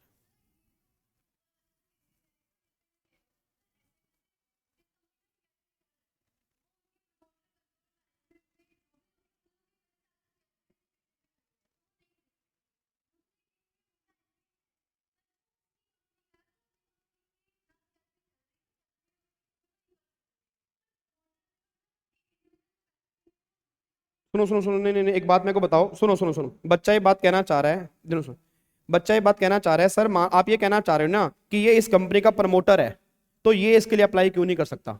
यही कहना चाह रहे हो ना? हाँ, मतलब मैं वही कहना चाह रहा हूँ कि जिंदल स्टील का ये प्रमोटर है, ये इसके लिए अप्लाई क्यों नहीं कर सकता? पहली बात तो ये समझ लो, आप सब जानते हो प्रमोटर एक अलग होता है, कंपनी एक अलग होती है, सेपरेट लीगल एंटिटी है दोनों जी। अब गवर्नमेंट ने कहा, ध्यान सुना, गवर्नमेंट ने कहा ये जिंदल स्टील इसको अप्लाई नहीं कर सकती।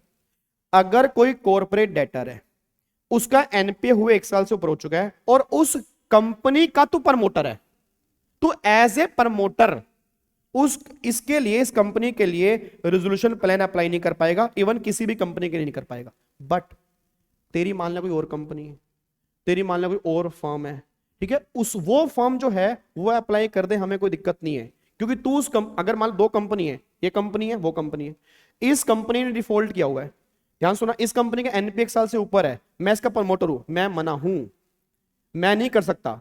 मान लो मैं एक और कंपनी होल्ड करता हूं, उस कंपनी ने का एनपीए नहीं है, उस कंपनी का एनपीए नहीं है, तो वो कंपनी भूषण स्टील को खरीद सकती है, उसमें कोई दिक्कत थोड़ा है, गवर्नमेंट ने उसमें थोड़ा मना किया है, और मैं भी खरीद सकता हूं उसके पॉइंट ऑफ व्यू से। तो बट गवर्नमेंट ये दोनों का कनेक्शन खत्म कर रही है ना। गवर्नमेंट ये बात कह रही है, एक बात था, ये कंपनी नहीं खरीदेगी, कल तू खरीद लेगा, तू है तो उस कंपनी का प्रमोटर, कंपनी तो तू ही चला रहा है, तो अगर वो कंपनी लोन नहीं चुका पा रही तो भाई तू इसके लोन कहां से चुका देगा?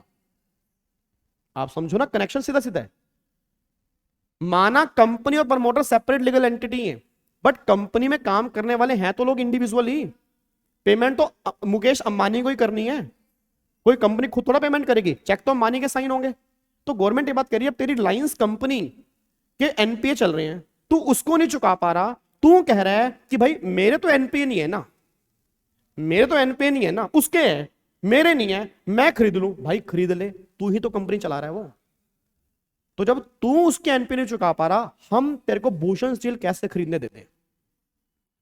तो इसलिए गवर्नमेंट ने कहा जो कॉर्पोरेट डेटर जिसके एनपीए चल रहे हैं, उसके प्रमोटर, उसके डायरेक्टर, उसकी मैनेजमेंट वाले वो यहां से बाहर है, वो भी इन एलिजिबल माने जाएंगे। बात ध्यान दो। और सुनो, अभी तो कुछ नहीं, इससे कनेक्टेड पर्सन भी तो बाहर है, याद है लास्ट क्लोज?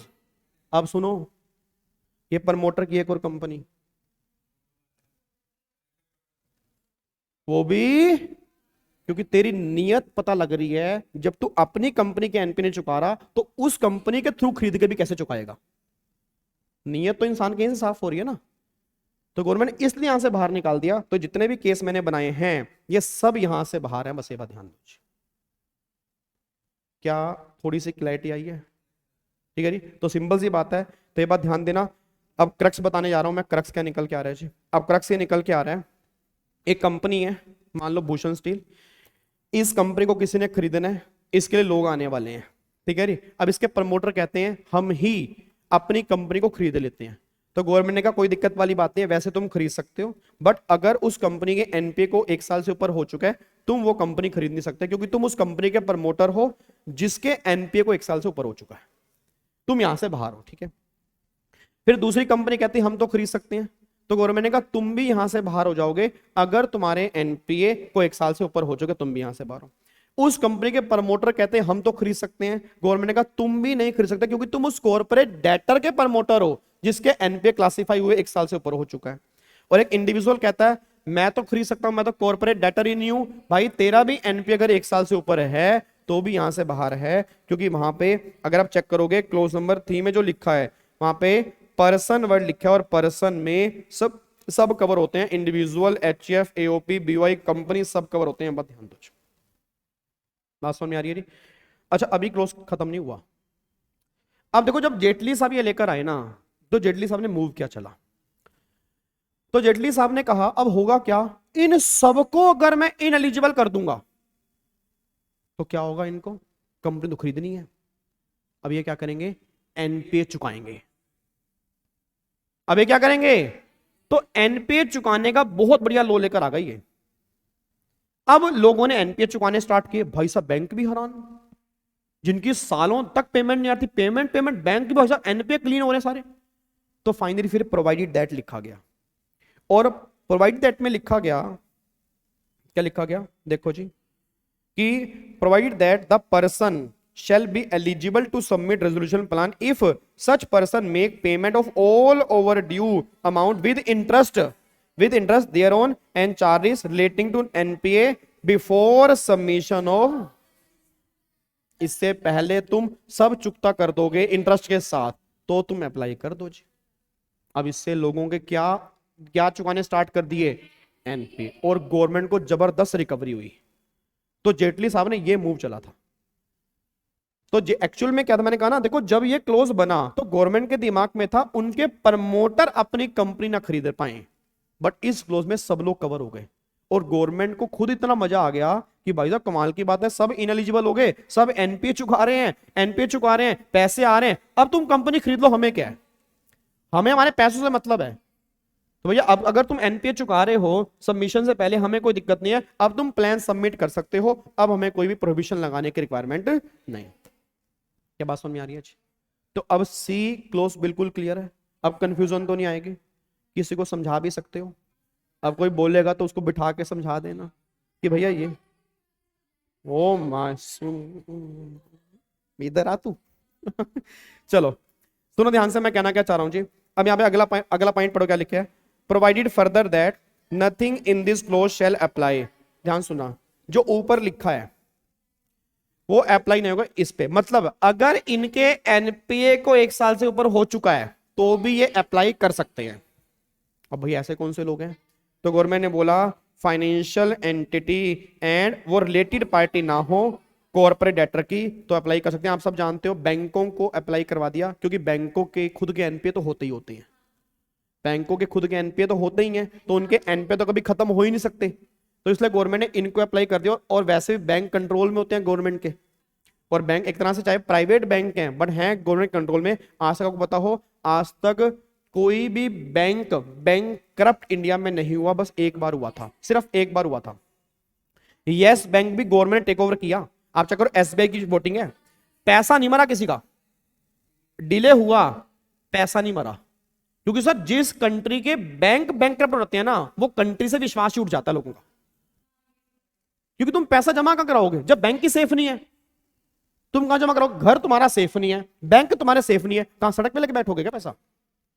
तो कभी भी बैंक डिफॉल्ट होना ये सबसे बड़ी कंट्री का एक धब्बा है। पाकिस्तान तो छोड़ ही दो ना, पाकिस्तान में कुछ भी होता है, हाँ वो कंट्री है क्या, बिल्कुल सही बात है। देखो बच्चे को दर्द हुआ, उसको बच्चे का तूने कैसे बोल दिया पाकिस्तान को वो कंट्री नहीं है। नहीं वैसे क्या चीज, एक मेरे को उसका नाम याद नहीं है, बट आई थिंक 1960-70 अगर आप गूगल पे सर्च करोगे, एक बैंक खास तक नहीं मेरे को नाम उसका याद नहीं है, बट ये पता है एक बैंक आज तक डिफॉल्ट हुआ था, उस दिन के बाद से गवर्नमेंट ने कसम खा ली थी कोई बैंक डिफॉल्ट नहीं होगा।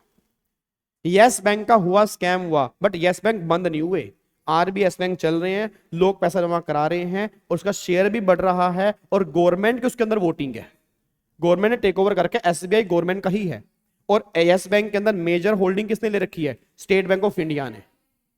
तो बैंक कभी डिफॉल्ट नहीं होते, इसलिए गवर्नमेंट ने कहा बैंकों के तो एनपीए होते हैं, तो इसलिए उनको मना नहीं कर सकते, तुम यहां पे आ जाओ, तुम्हारे कोई दिक्कत नहीं है, अगर एनपीए को हुए 1 साल से ऊपर हो चुका है, हम तुम्हें फिर भी अप्लाई करवा देंगे, कोई दिक्कत वाली बात यहां पे नहीं है। क्या बात समझ में आ रही है? ठीक है, तो अब जाके अब अभी खत्म नहीं हुआ, अभी भी खत्म नहीं हुआ, अब एक्सप्लेनेशन 1 एक्सप्लेनेशन 2, सी होगी तो जी कुछ नहीं है, सी होगी तो जी में कुछ भी नहीं है। अब एक्सप्लेनेशन 1 और एक्सप्लेनेशन 2, एक्सप्लेनेशन 1 इसमें क्या लिखा है, एक्सप्लेनेशन 1 तो वही लिखा है रिलेटेड पार्टी में, उसमें नहीं है, उसमें रह गई है, बट एक्ट में है, ठीक है, मॉड्यूल में नहीं दी हुई तो उनको खुद ही नहीं पता होगी फिर, बट हैं। देखो हम एक्ट से पढ़ेंगे, पता लगा क्वेश्चन बन जाए आज।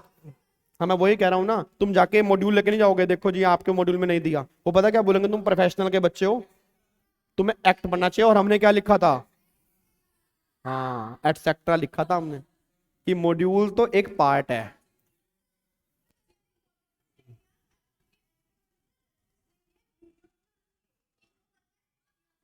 हाँ कुछ मत देखो, मेरे को देख लो बस, आप मेरे पढ़ा हुआ पढ़ लो, खत्म, काम खत्म ठीक है। देखो एक्ट से हम पढ़ रहे हैं, एक्ट से बाहर क्या होगा, एक्ट से ही तो सारी बुक बनती हैं, इससे बाहर तो कुछ भी नहीं बनता ना, तो हम उसको पढ़ रहे हैं तो काम खत्म हो गया फिर तो उसके बाद। नहीं नहीं ऐसा कुछ नहीं है, सुनो ध्यान से, वापिस आओ, मेरी तारीफ मत किया अगर मैं खुश हो जाता हूँ सुनो ध्यान से। अब एक एक्सप्लेनेशन 1 है, एक्सप्लेनेशन 2 है। एक्सप्लेनेशन 1 में तो वो लिखा है कि रिलेटेड पार्टी कौन नहीं बनेगा, वही अगर आपने डेट को इक्विटी में कन्वर्ट करवा लिया, तो आपको मैं ये पॉइंट हमने पहले ही पढ़ा था कि अगर कोई कंपनी अपने डेट को इक्विटी में कन्वर्ट करवा लेती है वो रिलेटेड पार्टी में कवर नहीं होगी, वही सेम पॉइंट यहाँ पे लिखा हुआ है। एक्सप्लेनेशन 2 मेन है थोड़ी सी। अब सुनो ध्यान से, 2 क्या है, सुनो ध्यान से। जैसे मान लो यहाँ पे भूषण स्टील है, ठीक है, बहुत ध्यान सुना, भूषण स्टील है। एक बार लाइव वाले बच्चे मेरे को बताएं कि आपकी कुछ बातें पल्ले पड़ रही हैं। फूफा जी बी में बी पता नहीं क्या लिखे, पता नहीं क्या लिखे, नहीं इन्होंने कुछ लिखा है, पता मेरे को समझ नहीं आ रहा क्या लिखा है। नहीं नहीं जी, पहले इन्होंने नेशनल जीजू लिखा, फिर फूफा जी लिखा, फिर नीचे कुछ और लिखा, पता नहीं क्या, समझ नहीं आ रहा। गाली गुली तो नहीं निकाली कुछ। सुनो ध्यान सब, सुनो सुनो सुनो सुनो सुनो सुनो। अब एक्सप्लेनेशन 2 के पहले वो सुनना। भूषण स्टील है, ये कंपनी बिकने को तैयार खड़ी है, इसके लिए हम इनवाइट कर रहे हैं रेजोल्यूशन एप्लीकेंट कि आओ रेजोल्यूशन प्लान सबमिट करो, ठीक है। गवर्नमेंट ने कहा कुछ लोग सबमिट नहीं कर सकते, अब मैं बोलूंगा, आपने नहीं बोलना बीच में। सबसे पहला जो दिवालियां हैं वो यहां से बाहर हो जाएं, क्योंकि जो जिनके खुद के घर शीशे के होते हैं वो दूसरों पे पत्थर नहीं फेंका करते, तो भैया तुम्हारे खुद के घर ही टूटे हुए हैं, तुम यहां से निकलो, तुम ये कंपनी क्या खरीदोगे। दूसरा, अगर तुमने विलफुल डिफॉल्ट किया था तो भैया तुम भी यहां से बाहर हो, तुमको भी हम यहां से एलिजिबल नहीं करेंगे। तीसरा, अगर तुमने इस कोड के शेड्यूल 12 में कोई डिफॉल्ट किया, तुम्हें जेल हुई 2 साल है उससे ऊपर, तुम बाहर हो। कब तक, जब तुम रिलीज होंगे उसके 2 साल तक तुम बाहर हो। किसी और एक्ट में कोई डिफॉल्ट किया, तुम्हें जेल हुई 7 साल, तो 2 साल के बाद 2 साल तक तुम भी बाहर हो उसके, और फिर उसके बाद तुम आ जाना, तुम भी यहां से निकलो।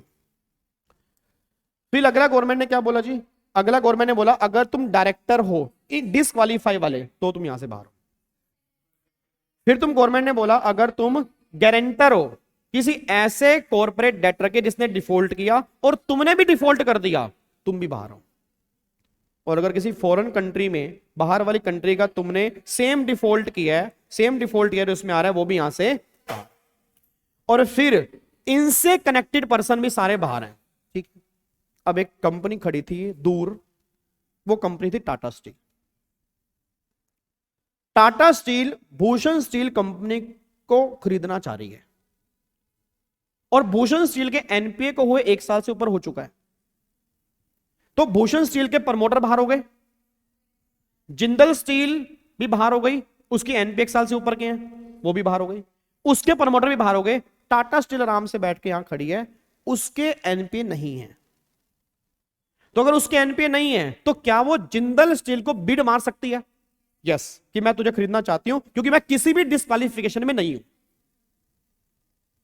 मैं इंसॉल्वेंट भी नहीं हूं, विलफुल डिफॉल्टर भी नहीं, कुछ भी नहीं हूं, मैं एलिजिबल हूं। तो गवर्नमेंट ने कहा ठीक है तू बिड मार ले। बिड मारी, प्राइस फेंका, सीओसी ने अप्रूव कर दिया, ये कंपनी हो गई किसकी, अब टाटा की। अब जब ये टाटा की हुई तो एनपीए किसके बन गए, अब टाटा के। अब उस एनपीए के 1 साल से ऊपर हो चुका है, अब टाटा दूसरी कंपनी को खरीदना चाह रही है।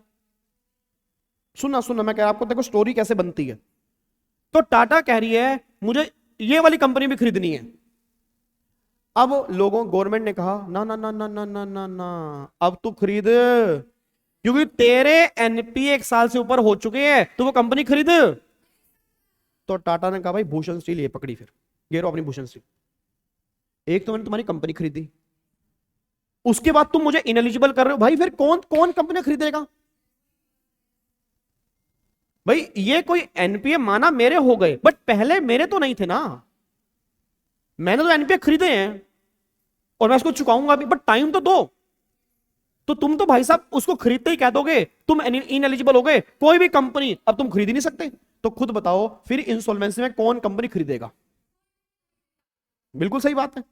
अब गवर्नमेंट ने इसके लिए एक्सप्लेनेशन 2 इनसेट की कि हम टाटा को 3 साल का टाइम दे रहे हैं, 3 साल के अंदर वो एनपीए चुका दे और अपना एलिजिबल है, बट 3 साल के बाद वो इन एलिजिबल हो जाएगा अगर उसके एनपीए रहेंगे। ये बात ध्यान दो जी, और बिल्कुल लॉजिकल लॉ बनाया है।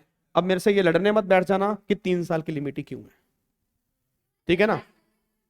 क्या चीज? नहीं वो देखो, वही मैं, अब टाइम इंपॉर्टेंट है, बट तुम इसमें मत अड़ जाना 3 साल ही क्यों, 2 साल 11 महीने भी तो हो सकते हैं। तो वो मैं इसलिए कह रहा हूं, कई बच्चों को इसके लॉजिक चाहिए होते हैं, उनको कॉन्सेप्ट के लॉजिक नहीं चाहिए, उनको लॉजिक चाहिए टाइम लिमिट क्यों है। तो भैया टाइम लिमिट गवर्नमेंट की पॉलिसी है, जब तुम फाइनेंस मिनिस्टर बन जाओगे या जो तुम्हें लगे वो कर देना, ठीक है।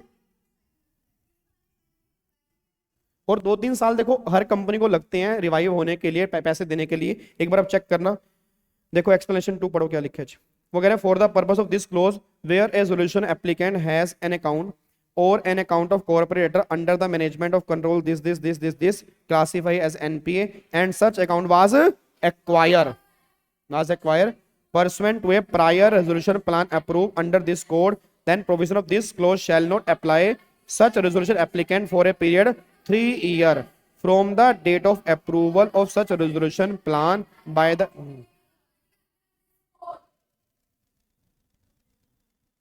बात सुनिए आगे जी, ठीक है जी। तो यहाँ पे ये पॉइंट लिखा हुआ है 3 साल तक हम तुम्हें बाहर निकाल देंगे, एलिजिबल रहोगे तुम। 3 साल के बाद अगर तुमने नहीं चुकाया फिर तुम क्या बन जाओगे? इन एलिजिबल बन जाओगे। बस ये पर ध्यान दो जी। क्या मेरी बात समझ में आ रही है जी? पक्का पक्का। अच्छा अब सुनो, अब सुनो, अब सुनो। अब मेरा क्वेश्चन है कि 3 साल तक तो मैं एलिजिबल रहा, 3 साल के बाद मैं क्या बन गया? इन एलिजिबल बन गया, इन एलिजिबल बन गया। मेरे दिमाग में ना एक बात बार बार खटक रही है कि एनपीए को हुए 1 साल से ऊपर हो चुका हो, 1 साल से ऊपर हो चुका हो, 1 साल से ऊपर हो चुका हो, इट मींस अगर 1 साल नहीं हुआ हो तो मैं एलिजिबल हूं, 1 साल से ऊपर हो गया तो मैं एलिजिबल। 1 साल कहां से? 1 साल कहां से? अभी यहां पे डेट दी हुई थी। अब थोड़ा आराम से बोलना, ठीक है? थोड़ा सा आराम से। मेरे को मेरा ना दिल घबराता है, तुम इकट्ठे बोलते ना, मेरे को लगता है भाई वो मेरे को कुछ होना चाहिए। अब ध्यान से पढ़ना, बहुत ध्यान से बोलना। क्या लिखा है? At least a period of 1 year lapse from the date of such classification. बस यही रुक जाओ। जिस दिन एनपीए क्लासिफाई हुआ, मतलब बना, वहां से टाइम स्टार्ट होगा, वहां से time start till the date of commencement of CIRP, वहां तक 1 साल। मैं इसलिए कह रहा हूं, मैंने कहा ना सेक्शन 29 है, बहुत सारे बच्चे पढ़ते हैं, पढ़ने में दिक्कत नहीं है, समझने में दिक्कत है। इसको पढ़ने में दिक्कत नहीं है, कुछ नहीं, बाहर बोर्ड लग रहा है। अब सुनो ध्यान से, मैं कहना क्या चाह रहा हूं। अब ये 1 साल की जो मैंने बात की, अब 1 साल कहां से? क्लासीफाई से, CIRP कमेंसमेंट से। इसका मतलब क्या? इसका मतलब क्या है? भूषण स्टील का CIRP कमेंस हुआ मान लो 2 दिसंबर 23 को, ठीक है? अब CIRP स्टार्ट हो गया, फिर अपना वही IRP, RP, CO सब कुछ बनेगा। इसका रेजोल्यूशन प्लान आने में टाइम लगेगा। मान लो वो आ रहा है 15 फरवरी 23 को, 15 फरवरी 23। बहुत ध्यान सुनना। क्लासीफाई हुआ था, एनपीए क्लासीफाई हुई थी, जिंदल स्टील क्लासीफाई हुई थी, एनपीए मान लो 5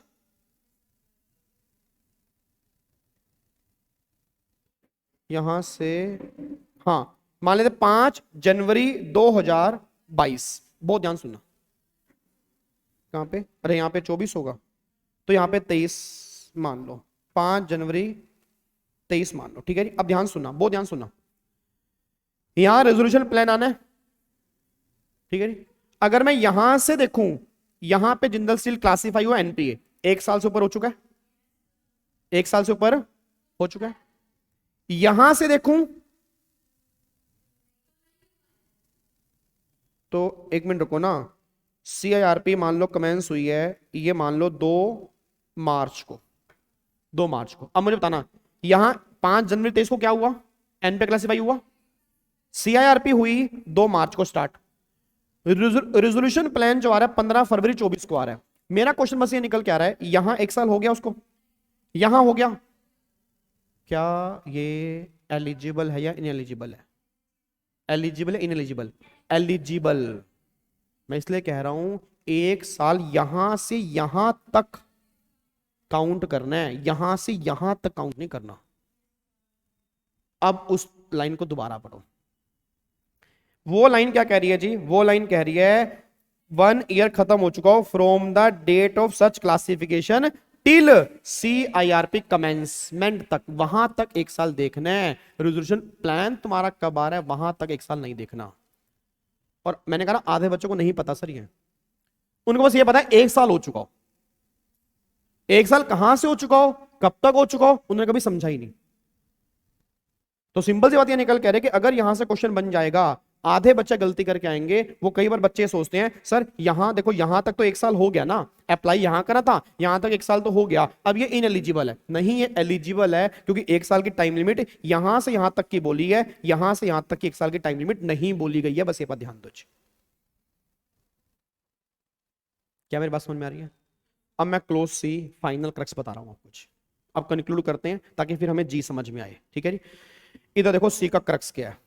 अब सी का क्रक्स सारे बच्चे यहां पे ध्यान दें, एक बार सारे बच्चे मेरे को स्टार्टिंग से बोल दें, हम सेक्शन कौन सा कर रहे हैं, कौन कौन क्या है इन एलिजिबल है, कौन कौन क्या है इन रेजोल्यूशन प्लान सबमिट करने के या रेजोल्यूशन एप्लीकेंट बनने के। आप दोनों में से कुछ भी बोल दो, ठीक है जी। अब सबसे पहला मना कर दिया, जो लोग क्या हैं, जो लोग अनडिस्चार्ज इंसॉल्वेंट हैं वो बाहर हैं। दूसरा गवर्नमेंट ने बोला विलफुल डिफॉल्ट करने वाले बाहर हैं, ठीक है। एक बार सी छोड़ दो, एक बार सी छोड़ दो। फिर तीसरा उसने बोला जो कन्विक्टेड है, मतलब जेल जिनको हुई है, जिसने 12th शेड्यूल में डिफॉल्ट किया 2 साल या उससे ज्यादा की, प्लस में 2 साल और जोड़ लेना कूलिंग पीरियड। ऐसे अगर अदर लॉ में है तो 7 साल या उससे ज्यादा की, प्लस में 2 साल और, यहां तक वो इनएलिजिबल रहेंगे। पॉइंट नंबर 4 में आप सेक्शन 164 में क्या हो, डिस्क्वालीफाई हो, ठीक है जी। पॉइंट नंबर 5 में आपको सेबी ने बार कर दिया हो ट्रेडिंग करने से, ठीक है। पॉइंट नंबर 5 में कौन हो गए, 6 में कौन हो गए, गारंटर जो डिफॉल्टर हो, सारे गारंटर नहीं जो डिफॉल्टर हो। पॉइंट नंबर 7 में जो आउटसाइड इंडिया में अगर आपने फॉरेन कंट्री में सेम डिफॉल्ट अगर हुआ है तो भी इनएलिजिबल है। फिर पॉइंट नंबर 8 ने इन सबसे कनेक्टेड पर्सन भी यहां से बाहर है। अब आया पॉइंट नंबर 3, मतलब पॉइंट नंबर सी मान लो। अब मैं बोलूंगा, बस अब मैं बोलूंगा, एक कॉर्पोरेट डेटर जिसका सीआईआरपी चल रहा है, उसका एनपीए को हुए 1 साल से ऊपर हो चुका है, तो इस कॉर्पोरेट डेटर के प्रमोटर मैनेजमेंट कंट्रोल वाले यहां से बाहर हैं, वो आरपी नहीं कर सकते, ठीक। फिर एक कॉर्पोरेट डेटर जिसका सीआईआरपी चल रहा है या नहीं चल रहा, वो बात की बात है, वो कंपनी देखेगी। ये खरीदना चाहती है इस कंपनी को और इसका एनपीए को हुए 1 साल से ऊपर हो चुका है, तो ये आरपी नहीं दे सकती। इसके एनपीए को 1 साल से ऊपर हो चुका है, तो इसके प्रमोटर, इसके मैनेजमेंट, इसके कंट्रोल वाले भी आरपी नहीं दे सकते। और अगर कोई अदर पर्सन है, मान लो इंडिविजुअल एसेट है, उसके एनपीए को हुए भी 1 साल से ऊपर हो चुका है, वो भी आरपी नहीं बन सकते। ये बात यहां पे लिखी है, ठीक है। फिर गवर्नमेंट ने कहा तुम आरपी बन सकते हो, तुम आरपी बन सकते हो। कब? अगर तुमने रेजोल्यूशन प्लान सबमिट करने से पहले अमाउंट आपने पे कर दिया, मतलब एनपीए तुमने खत्म कर दिए, तो तुम आरपी बन सकते हो। क्लियर हो गया? फिर आगे गवर्नमेंट ने क्या बोला जी? आगे गवर्नमेंट ने बोला कि जो फाइनेंशियल एंटिटी हैं उन पे ये पॉइंट एप्लीकेबल नहीं करेंगे, अगर उनके एनपीए को 1 साल से ऊपर हो गया है तो भी वो आरपी बन सकते हैं, कोई दिक्कत वाली बात नहीं है। ठीक है, फिर 2 एक्सप्लेनेशन आई। उसने बोला रिलेटेड पार्टी में अगर कोई कंपनी अपने डेट को इक्विटी में कन्वर्ट करवा ली है तो वो आरपी में नहीं आएगी। एक्सप्लेनेशन 2 ने फिर यहां पर बोला कि अगर किसी कॉर्पोरेट डेटर ने जो एलिजिबल थी उसने उस कॉर्पोरेट डेटर को परचेज कर लिया जिसके एनपीए को हुए 1 साल से ऊपर हो चुका है, तो अब ये कॉर्पोरेट डेटर 3 साल तक एलिजिबल रहेगा दूसरी कंपनी के लिए। फिर 3 साल के बाद ये इन एलिजिबल बन जाएगा अगर इसने इसके एनपीए नहीं चुकाए। ये बात बोली है। ये पूरा क्लोज नंबर सी का माया जाल है। कहां पे? वो तो वहां पे है, वो तो ये था एनपीए को क्लासिफाई हुए 1 साल से ऊपर हो चुका हो। अब 1 साल कहां से? तो गवर्नमेंट ने बोला जब से एनपीए क्लासिफाई हुआ वहां से लेकर सीआईआरबी कमेंसमेंट तक हम चेक करेंगे बस। एग्जैक्ट अगर 1 साल हुआ एलिजिबल हो, 1 साल से ऊपर हुआ इनएलिजिबल हो। अगर विद इन 1 ईयर है, 1 साल है, 1 साल के बाद सब इनएलिजिबल, 1 साल तक सब एलिजिबल, कोई दिक्कत नहीं है। ये बात कहना चाह रहे। क्लियर है? पक्का पक्का? कोई दिमाग में कंफ्यूजन तो नहीं आ रही बिल्कुल भी? चलो अच्छा, अब ये डायग्राम ना जो आपको ये मैंने बना, अब पता है मेरे को, मैंने खत्म नहीं किया अभी, मैंने बिल्कुल भी नहीं कहा। अब सुनो ध्यान से, ये जो डायग्राम है ना ये वाला इसका मैं पीडीएफ डाल दूंगा आपके ग्रुप में, 29 कैपिटल ए के नाम से ही होगा। तो उसमें डायग्राम है, बस आपने क्या करना है, जहां जहां आरपी लिखा हुआ है वहां वहां क्रॉस मार देना बस, क्योंकि सब जगह ये क्रॉस हो चुका है। और नीचे जो इसकी प्रोवाइडेड दैट है वो अपने शब्दों में लिख लेना, याद रहेगा। और एक बार लिख के मुझसे चेक भी करवा लेना कि तुमने सही भी लिखी है नहीं लिखी है। नहीं करवा दूंगा, वैसे मेरे को कोई दिक्कत नहीं है। नहीं अगर मेरे को देखो, मैंने ना इसमें फोटो चिपका रखी है तो मेरे को लग रहा है अच्छी तरह से लिखा हुआ है मैंने, बाकी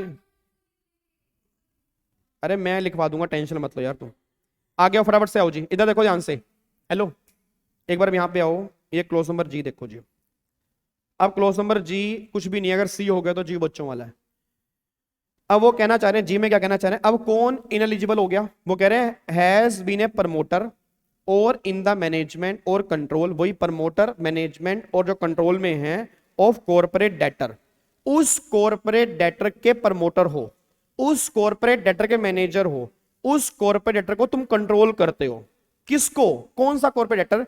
जिसमें in which a preferential transaction, under value transaction or extortionate credit transaction or fraudulent transaction has taken place. जिस कॉर्पोरेट डेटर ने कोई प्रेफरेंशियल ट्रांजैक्शन की है, जिस कॉर्पोरेट डेटर ने कोई अंडर वैल्यूएशन ट्रांजैक्शन की है, जिस कॉर्पोरेट डेटर ने एक्सटॉर्शनेट ट्रांजैक्शन की है, जिस कॉर्पोरेट डेटर ने फ्रॉडलेंट ट्रांजैक्शन की है, तुम उस कॉर्पोरेट डेटर के प्रमोटर हो तो तुम इन एलिजिबल हो जाओगे, तुम नहीं कर सकते। बात ध्यान दो, ठीक है।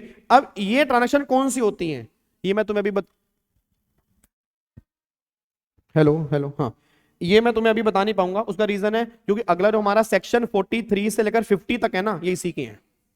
अगर आप एक्ट में चेक करोगे सेक्शन 43, 44, 45, उसमें यही एक्सप्लेन किया गया है कि प्रेफरेंशियल ट्रांजैक्शन क्या होती हैं, अंडर वैल्यू क्या होती हैं, एक्सटर्नेट ट्रांजैक्शन क्या होती हैं, ये उसके अंदर सब एक्सप्लेन है। तो जब वहां पे करेंगे ऑटोमेटिकली आपको समझ में आ जाएगा। तो यहाँ पे उसने वही बोला है कि अगर आप उसके प्रमोटर हो तो आप यहां से बाहर हो जाओगे। अच्छा, फिर आगे वही लिखा है, provide that this clause shall not apply. अब ये वही सेम टाटा कंपनी वाला। अब टाटा कंपनी ने भूषण स्टील को ले लिया। भूषण स्टील ने ऐसी कोई ट्रांजैक्शन की थी जो फ्रॉडलेंट थी, तो अब गवर्नमेंट टाटा को भी कहने लग गई कि अब तुम इन एलिजिबल हो गए हो बाकी कंपनियों के लिए। तो टाटा ने कहा मैंने नहीं की है, उसने की थी। तो 3 साल का टाइम दिया गया यहां। अच्छा, वैसे अगर आप चेक करोगे 3 साल का टाइम यहां पे नहीं है, सॉरी मैंने गलत बोल दिया, यहां पे 3 साल का टाइम नहीं है क्योंकि यहां पे एनपीए नहीं चुकाने, यहाँ पे एनपीए नहीं चुकाने, यहाँ तो गवर्नमेंट ने कहा कि तुम एलिजिबल रहोगे क्योंकि वो ट्रांजेक्शन एक्चुअल में तुम्हारी नहीं थी, वो उस कंपनी की थी, तुम एलिजिबल रहोगे, हमें कोई दिक्कत नहीं है। आप पढ़ लो यहाँ पे जी, वही बात लिखी है सारी बातें। बस यहाँ पे एक फर्क आ रहा है, यहाँ 3 साल की टाइम लिमिट नहीं है, बस ये बात ध्यान दो। क्या बात समझ में आ रही है? पक्का पक्का। अब ऐसा करो, मैं आपको ना एक थोड़ा सा क्रक्स लिखवाई देता हूँ, ठीक है? थोड़ा सा क्रक्स लिख लेते हैं। किसमें? ना वो नहीं है एक्चुअल में, जो एक्सप्लेनेशन 2 है इन्होंने प्रोविजो बना दी ना उसकी। ये जो आपने वो एक्सप्लेनेशन 2 में पढ़ा था, इसकी प्रोविजो बन गई वो, ठीक है? नहीं तो अब एक बार हेडिंग डाल दो फटाफट से।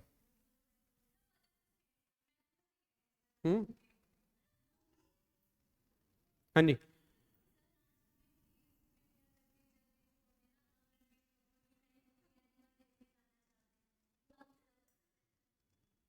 एनिमल बन जाओगे वहां जाके तुम। चलो देखेंगे, कोई बात नहीं, तुम देखो कोई बात नहीं। भाई मैं देखो, मैं डेली 20-20 रुपए सेव करता हूँ। जब मेरे पास 400-500 रुपए हो जाएंगे, मैं देख के आऊंगा उस दिन, ठीक है? चलो सुनो ध्यान से, फिर सुनो, अब सुनो ध्यान से, एक बार लिखो फटाफट से। 15 मिनट आपके और लूंगा बस, ठीक है? लिखो फटाफट से। Section 29 capital A, person not eligible to be resolution applicant. Kunal तुम भी जा रहे हो? पापा को तुम्हारी शिकायत लगा दूंगा, हाँ, कि लोंडा बिगड़ गया यहाँ पे आ गए।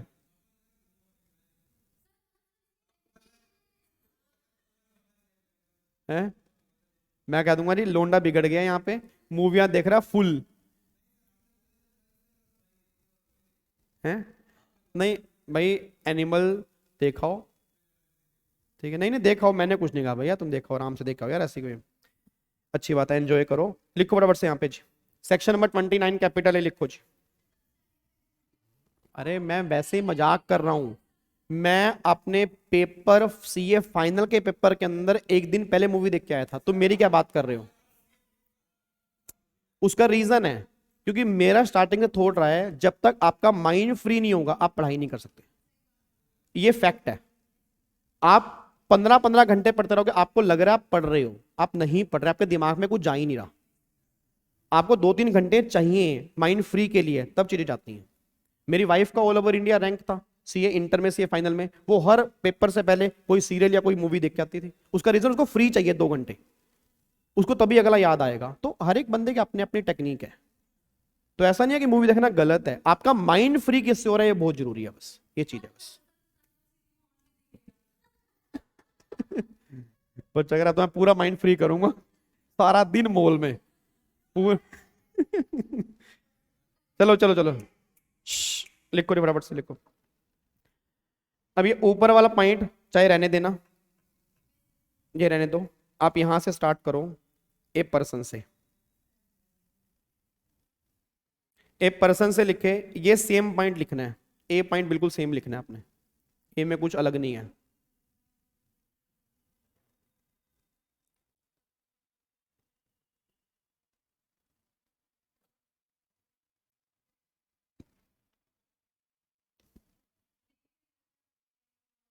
बी भी सेम लिख लो, बी भी सेम लिख लो, सी में रुक जाना।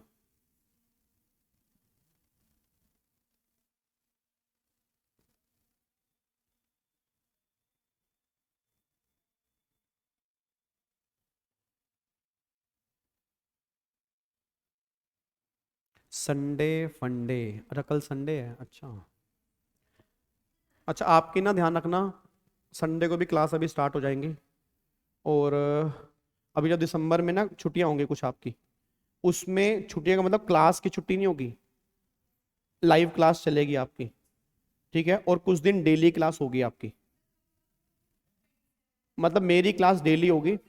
मैं बता रहा हूँ क्योंकि मुझे 28 से लेके, नहीं 4 तारीख तक नहीं, मुझे 1-2 तारीख तक ऑफ चाहिए। उसका रीज़न है मेरे को बनारस जाना है, बनारस मतलब अपनी पूरी फैमिली के साथ, तो मेरे मम्मी पापा और भी कह रहे हैं कि एक बार हमको बनारस ले चल, ठीक है? तो इसलिए मैं डेली क्लास ले लूंगा ताकि आपका वहां पे जो मिस होगा वो हम पहले कंपनसेट कर लेंगे। वही मेन, उसीलिए भगवान शिव से मिल के आएंगे। यहां तक हो गया जी। पॉइंट बी सिर्फ इतना लिख सकते हो, विलफुल डिफॉल्टर, बस इन अकॉर्डेंस विद राबिया लिख लो, ठीक है। उसके बाद पॉइंट सी पे आ जाओ अब।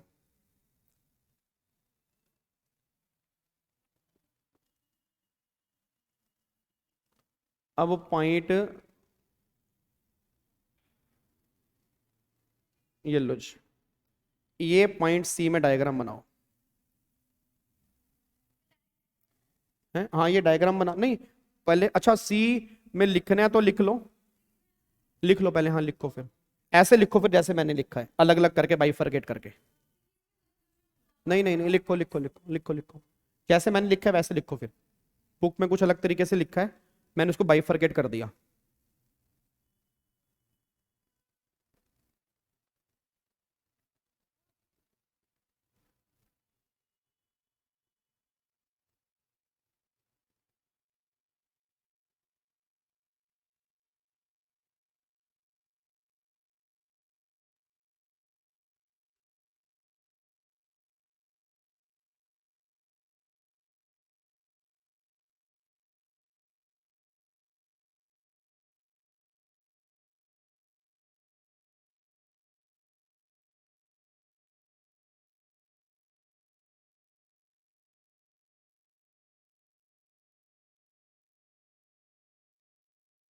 और ये सेक्शन ना बार बार भूल जाता है, याद नहीं रहता, तो जितना हो सके इसकी रिवीजन कर लेना। और कोशिश करूंगा अगर हो सके तो यूट्यूब पे भी डाल दूंगा इसको, ताकि आप बार बार उसको देख सकते हो जब भी तुम्हारा मन करे।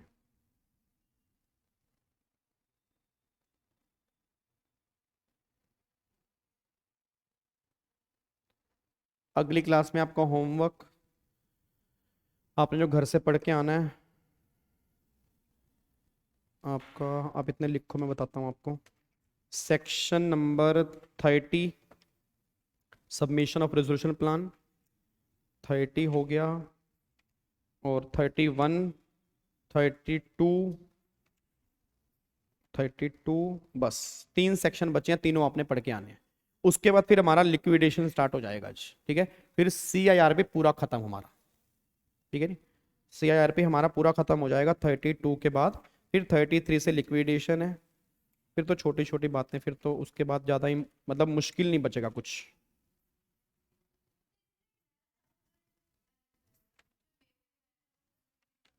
आप में नहीं था ना।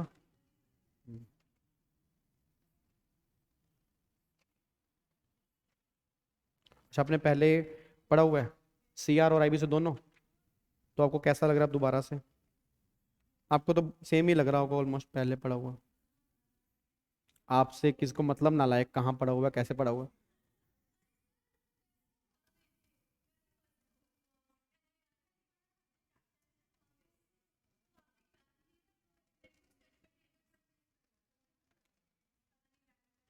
हम्म।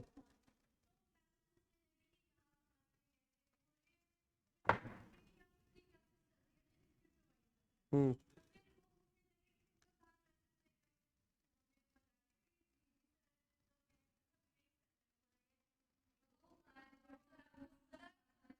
जानते हैं मेरे को,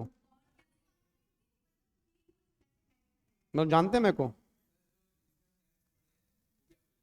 ओ माय गॉड, हैं क्या, कैसे मतलब?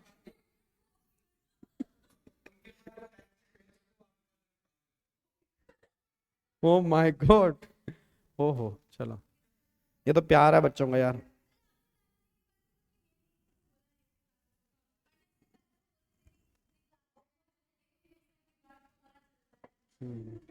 मित्रा दा ना चलता है। चलो हो गया नहीं यहाँ तक, जल्दी लिखो फटाफट से। सर सेक्शन 23 के बाद केस स्टडी लिखेंगे अंजू, ओ सॉरी अनुज, मैं लिखवा दूंगा जो जो इंपॉर्टेंट केस स्टडी हैं, मैं आपको लिखवा दूंगा आज। सेक्शन 29 ए के अंदर भी कुछ केस लो हैं, वो मैं फिर एक दिन लेके ना उसमें पूरी केस स्टडी लिखवा दूंगा आपको, ठीक है जी। एक या दो, आने वाली एक या दो क्लास में आपको मैं लिखवा दूंगा आज। हटा रहा हूँ जी मैं इसको। प्रोवाइड दैट इस डायग्राम के बाद लिखना है। चलो फिर कोई बात नहीं, फिर कोई बात नहीं, प्लीज बातचीत, इसको लिखो।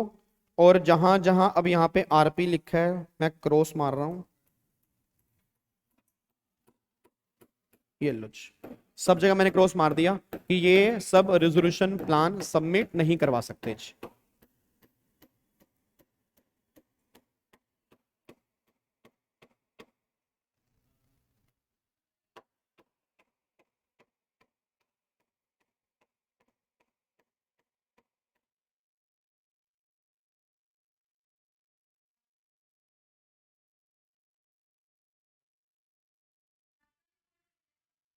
किधर?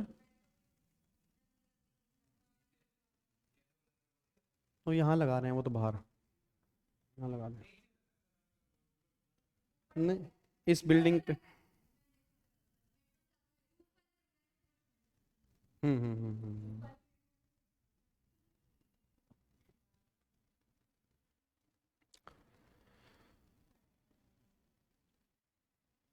ठीक है, अगर कोई पॉइंट इसमें समझ में नहीं आ रहा पूछ लेना जी। ये प्रमोटर इसके हैं,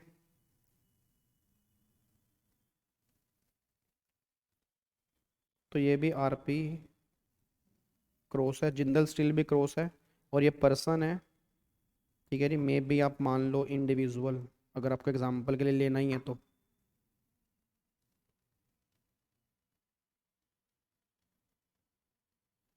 ये भी यहाँ से बाहर है।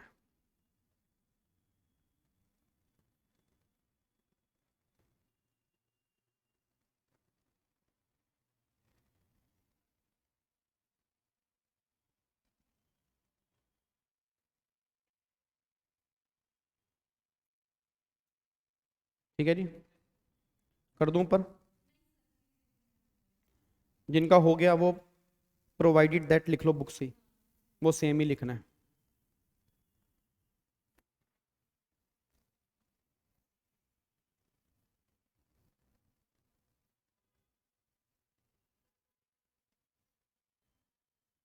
कर रहा हूँ जी ऊपर, लो जी, ये प्रोवाइड दैट लिख लो। जो मैंने रेड से लिखा है उसको तुम अलग से हाईलाइट कर लेना बस।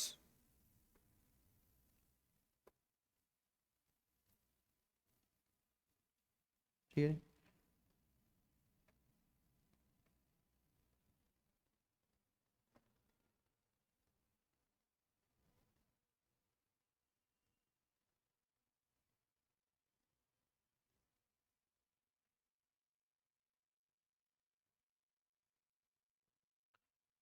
अब ट्यूसडे को ना हम सीआईआरपी पूरा खत्म कर देंगे जी। ठीक है जी, ट्यूसडे हमारी सीआईआरपी की लास्ट क्लास होगी, और उसके बाद फिर हमारा लिक्विडेशन स्टार्ट हो जाएगा।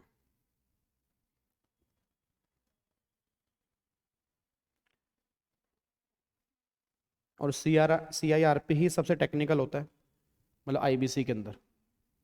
आप ये लगा लो सबसे मेजर क्वेश्चन जो बनते हैं वो सीआईआरपी के अंदर से ही बनते हैं बहुत सारे।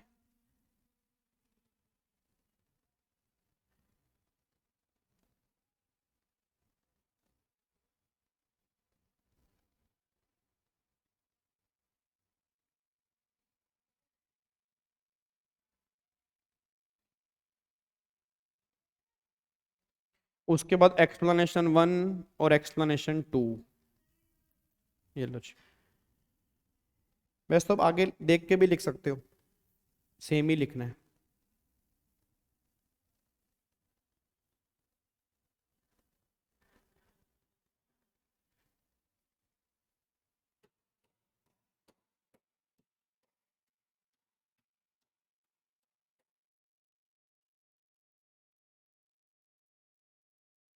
अब फाइनेंशियल एंटिटी के ना ब्रैकेट में लिख लेना बैंक, और जाना सिर्फ फाइनेंशियल एंटिटी, एक और कंडीशन भी है, एंड ये रिलेटेड पार्टी भी नहीं होनी चाहिए, क्योंकि अगर ये रिलेटेड पार्टी है तो ये भी इन एलिजिबल बन जाएगी, बस ये पर ध्यान दो जी।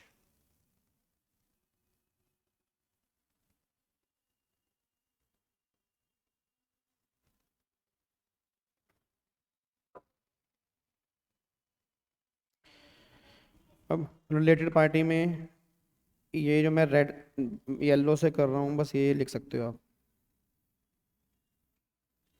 यहाँ तक लिख सकते हो बस, जितना मैंने येलो किया, ठीक है।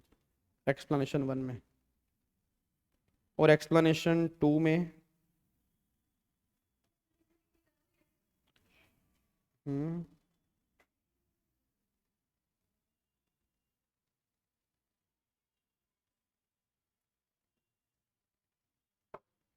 और एक्सप्लेनेशन 2 में ना छोटा सा एग्जांपल लिख लेना, वो टाटा स्टील वाला कि लिख लो, फिर भी पता तो तुम्हें है, सब कुछ है, पेपर में याद रहेगा ना लिख लोगे तो।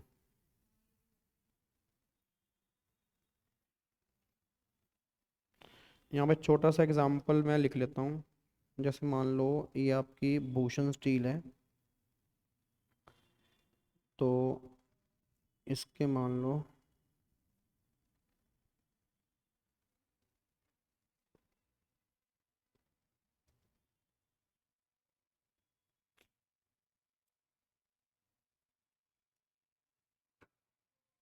इसके एनपीए जो हैं वो 1 साल से ऊपर हो गया इसको। मान लो टाटा स्टील ने, अब यहाँ पे मान लो भूषण स्टील है, अब अगर इसको मान लो टाटा स्टील ने एक्वायर कर लिया और टाटा स्टील के एनपीए नहीं थे, भूषण स्टील को परचेज करने से टाटा स्टील के एनपीए बन गए, तो गवर्नमेंट ने कहा टाटा स्टील 3 साल तक एलिजिबल रहेगा, 3 साल के बाद नहीं है, ठीक है ना। तो मान लो ये टाटा स्टील है,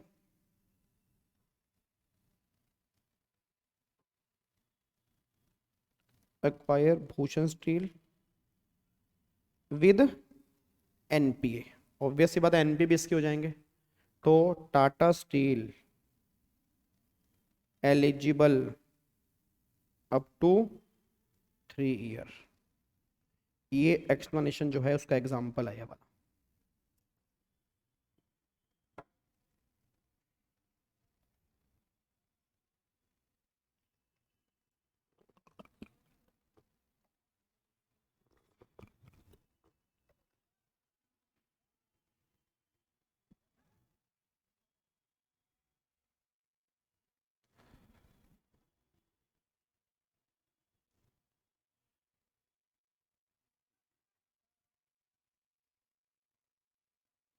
ठीक है जी, उसके बाद फिर आपका डी क्लोज, ठीक है, लिख लेना बट, ठीक है जी। बाकी मैं पीडीएफ भी डाल दूंगा ग्रुप में, ठीक है, जो मैंने पीडीएफ ये बनाया है, तो इसमें थोड़ा सा आपको समझने में और आसानी हो जाएगी, ठीक है। इसको मैं ग्रुप में एक बार डाल दूंगा, और मतलब सेक्शन नंबर 29A आपने एक बार घर से लिख लेना बस, ठीक है। ठीक है, अब एक बार चलो आप लिखते रहो, मैं एक बार फटाफट से कंक्लूड कर देता हूँ। 29A में क्या पढ़ा आपने? 29A का क्रक्स ये निकल के आ रहा है कि कौन कौन से पर्सन जो होंगे वो इन एलिजिबल होंगे। सबसे पहला गवर्नमेंट ने बोला जो इंसॉल्वेंट है वो इन एलिजिबल है, जो विलफुल डिफॉल्टर है वो इन एलिजिबल है। फिर तीसरा गवर्नमेंट ने बोला कि जो कॉर्पोरेट डेटर है जिसका एनपी 1 साल से ऊपर है, उसके प्रमोटर, उसके डायरेक्ट मैनेजर जो होंगे, उसके कंट्रोल करने वाले जो होंगे वो भी इनएलिजिबल हैं। अगर कोई दूसरा कॉर्पोरेट डेटर उसको परचेज करना चाहता है, उसके खुद के एनपी हैं 1 साल से ऊपर हो चुके हैं, वो भी इनएलिजिबल है। और उसके प्रमोटर, डायरेक्टर, मैनेजर भी इनएलिजिबल हैं। और अगर कोई पर्सन इंडिविजुअल है वो परचेस करना चाहता है, उसके भी एनपीए को हुए 1 साल से ऊपर हो चुका है, वो भी इनएलिजिबल है। ये सारे इनएलिजिबल है। बट अगर ये प्लान सबमिट करने से पहले सारे एनपीए चुका देते हैं तो ये एलिजिबल बन जाएंगे। फिर अगला पॉइंट ये निकल के आ रहा है कि 1 ईयर हमें कहां से काउंट करना है जो एनपीए का है, from the date of classification और till the date of CIRP commencement, यहां तक हमें 1 साल काउंट करना है। फिर अगला पॉइंट क्या निकल के आ रहा है जी, उसके बाद सेकंड प्रोविजो एक और निकल के आ रही है कि फाइनेंशियल एंटिटी जो होंगी उसके ऊपर ये प्रोविजो एप्लीकेबल नहीं होगी। मतलब बैंकों के अगर एनपी हैं तो फिर भी वो एलिजिबल रहेंगे, बट वो रिलेटेड पार्टी नहीं होने चाहिए, बस ये पर ध्यान दो। एक्सप्लेनेशन 1, रिलेटेड पार्टी में क्या नहीं आएगा भाई, अगर डेट को इक्विटी में कन्वर्ट कर दिया वो नहीं आएगा।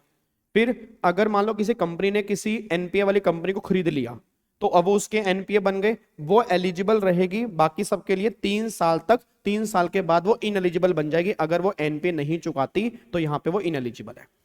फिर अगर किसी को जेल हो गई अंडर शेड्यूल 12 के अकॉर्डिंग 2 साल है उससे ऊपर की, और या किसी और लॉ में 7 साल है उससे ऊपर की, तो जब वो जेल से रिलीज होगा तो उसके 2 साल तक वो इन एलिजिबल रहेगा, 2 साल के बाद वो एलिजिबल बन जाएगा, बस ये पर ध्यान दो। फिर अगला पॉइंट क्या निकल के आ रहा है जी, अगला पॉइंट ये निकल के आ रहा है कि अगर कोई डिसक्वालीफाइड डायरेक्टर है वो भी इनएलिजिबल है। अगला जिसको सेबी ने बार कर दिया वो भी क्या बन गया, इनएलिजिबल यहां पे बन गया।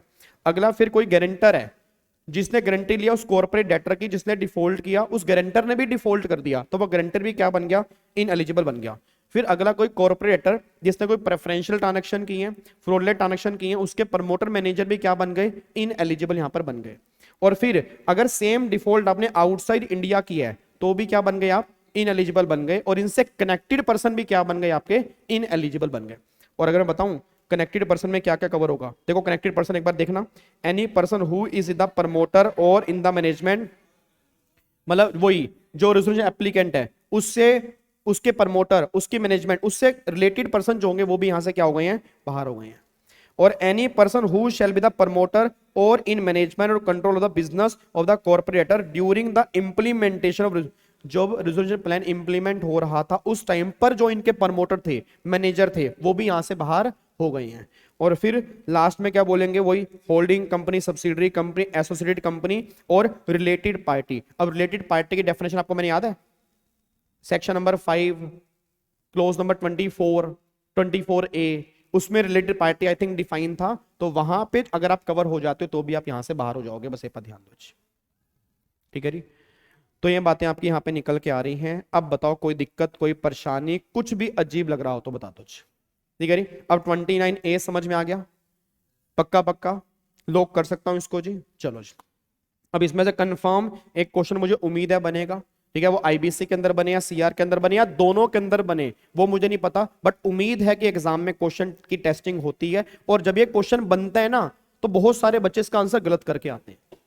और आई थिंक अब आपसे गलती नहीं होगी, आपको सारी बातें पता है, एक दो बार आप रिवीजन करोगे ऑटोमेटिकली आपको याद आ जाएगा सारा। ठीक है जी, चलो जी, तो फिर बाकी हम मिलेंगे नेक्स्ट क्लास में। अब नेक्स्ट क्लास में सेक्शन 30, 31, 32, ठीक है, उसको हम कंप्लीट करेंगे। उसके बाद फिर हम स्टार्ट करेंगे लिक्विडेशन के प्रोसेस। ठीक है जी, वो मैं लिखवा दूंगा आपको। ठीक है जी, एक नहीं बल्कि मेरे ख्याल सेक्शन नंबर 24 से हमारे बैलेंस बचे हैं अभी, वो मैं लिखवा दूंगा। ठीक है, चलो जी, फिर बाकी मिलते हैं नेक्स्ट क्लास में सेम टाइम। अच्छा आपको पता ना अब टाइमिंग चेंज हो गई है, मतलब मेरी तो सेम रहेगी, मेरे बाद अब आपकी नेक्स्ट क्लास होगी। ठीक है, चलो जी, ओके जी, bye bye, tata, thank you so much, जय हिंद, God bless you, bye bye जी, love you all, bye bye, thank you so much.